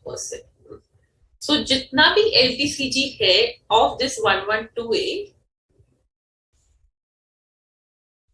whatever the LTCG is there of 112A would be taxed at the rate of 10% after allowing a deduction of 1 lakh, or any capital gain in excess of 1 lakh would be taxed at 10%. So 3 lakh ka 10%, which is 30,000 would be there. I am nowhere reducing my total income. Mera total income would be as for 4 lakh ka LTCG only. I am nowhere reducing the total income. Only at the time of tax calculation. Only at the time of tax calculation, I will take the benefit of 1 lakh, and on the remaining capital gain, I will compute at 10%. I will compute at 10%. So 32,500 plus 30,000, 62,500 pe I will calculate cess. Okay? Again I am repeating that total income is not getting reduced. Only for the purpose of tax, the rate is 10% of the capital gain of over and above 1 lakh. The rate of tax is defined as such the capital gain income is not reducing. You will not show your capital gain income as 3 lakhs. Only for the purpose of tax calculation, you will calculate at 10%. Here also, no chapter 6A deduction is given. And here, unlike your 112 and 11, section 112 and 11A, no 87A is there. So even if your income including this particular capital gain is less than 5 lakhs, इस पे 87A नहीं मिलेगा. Or the remain, suppose I was only having my capital gain income of 4 lakhs. ठीक है? So 112A उस पे नहीं मिलेगा. Sorry, 87A पे नहीं मिलेगा. I have only 112A वाला income of 4 lakhs, but 87A would not be available. Ma'am, what about unexhausted basic exemption limit? Will that be available? The answer is yes. Unexhausted basic exemption limit would be available. Ma'am, how? Let's see. Other income is 4 lakhs. Deduction is of 2 lakhs. Okay? Deduction is of 2 lakhs. My 112A wala capital gain is of 6 lakhs. Okay? So now my income after chapter 6A deduction is coming to 2 lakhs. How much is my unexhausted basic exemption limit? 50,000. So my income, this would be 50,000. यहाँ से minus हो गया. Now on this 5,50,000, I will calculate the tax at the rate of 10% on the capital gains which are in excess of 1 lakh. Which are in excess of 1 lakh. So 5,50,000 के excess पे कितना हुआ? 4,50,000, right? So 4 lakh पे 10%, 45,000 would be my tax on capital gain plus cess. Okay. So पहले I will exhaust the basic exemption limit, then I will compute my capital gain in excess of 1 lakh. Okay. Now you will ask, ma'am, what if we have typically all the types of capital gain? STCG है मेरे पास 111A का, मेरे पास long term capital gain है 112 का. I have LTCG of 112A. All the things are there in my question, and this is 5 lakhs. Then how will I adjust my unexhausted basic exemption limit? अभी तो मेरा कुछ भी basic exemption limit exhaust नहीं हुआ. I have full 2,50,000 as unexhausted, right? Whether I should adjust it from 3 lakhs, whether I should adjust it from 4 lakhs, or whether I should adjust it from 5 lakhs. This question might come in your mind, right? यहाँ पे the rate is 15%. यहाँ पे the rate is 20%. यहाँ पे the rate is 10% after the benefit of 1 lakh.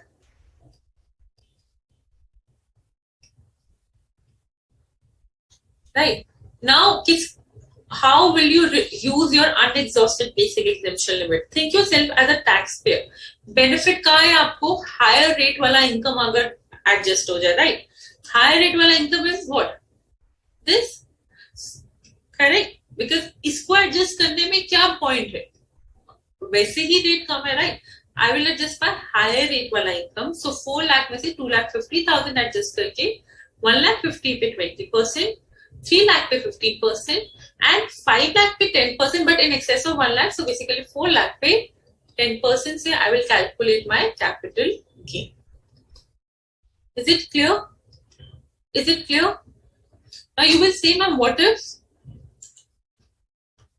this STCG is of 3 lakhs, 112 is of only 2 lakhs, and this is at 5 lakhs. Okay. Then how will I adjust my unexhausted basic exemption limit? First, I will adjust it from this. Then 50,000 which is left, I will adjust it from 15% wala rate. I will go from higher to lower rate. And then if any limit is left, I will adjust it from this. Okay? So the sense is to adjust the higher rate wala income first from the lower rate. Is it clear? I hope the whole part of calculation of capital gain is clear. First, you will do illustration 13 as a homework, and the two illustrations which were questions which were left as a homework. If there is any doubt which comes, I'm here for the next class. We'll take your doubt on that. If you want to practice more questions on the calculation, you can opt for any income tax calculator which is available online. Most authenticated is to take it from the income tax department. Usme put in your figures, calculate your liability and match the answer. Give your friends the question that, okay, give me the question to calculate the taxability and let's match the answer. Because this is how you will improve your calculation wala part.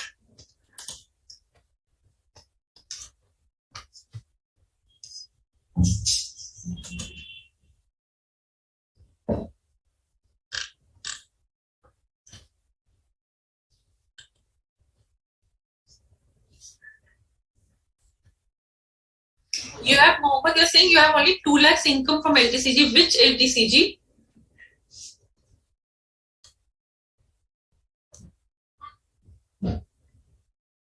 And Vimal, you are saying basic exemption available Australia LTCG or not? I did not understand that. Acha, so I think Ankit sir has already told you about special rates, did he?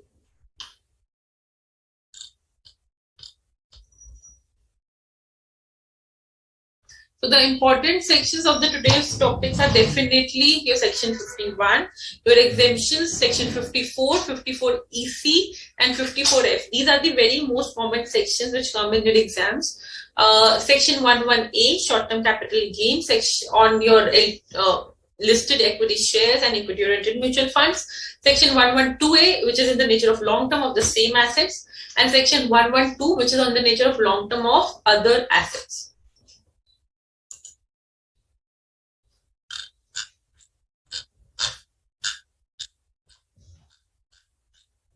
I have skipped someone's question, and please write the question again so that I can answer it instead of saying, ma'am, please answer my question, because we need to find it from the multiple questions which are coming there.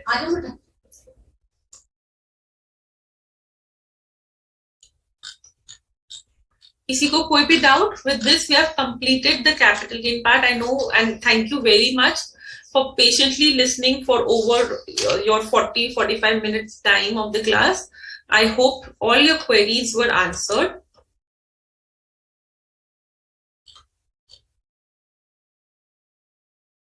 In case you have any doubt, we will take it up in the next class.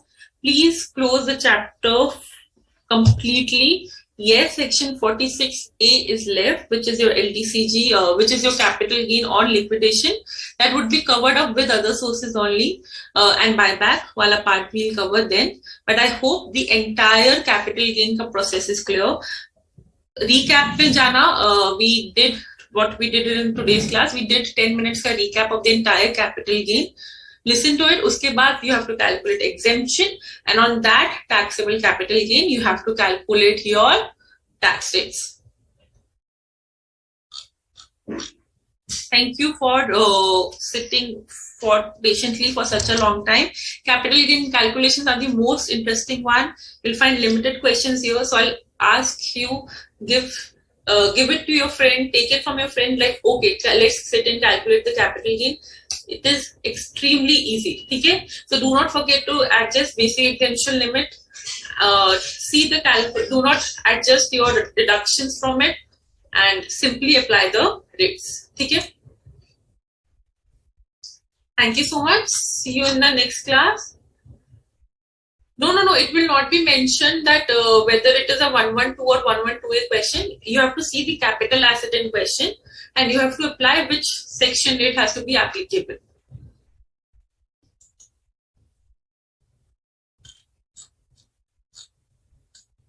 Okay? Clear? Chalo. Thank you so much. See you in the next class. Have a good day, and we'll begin with other sources. Thank you.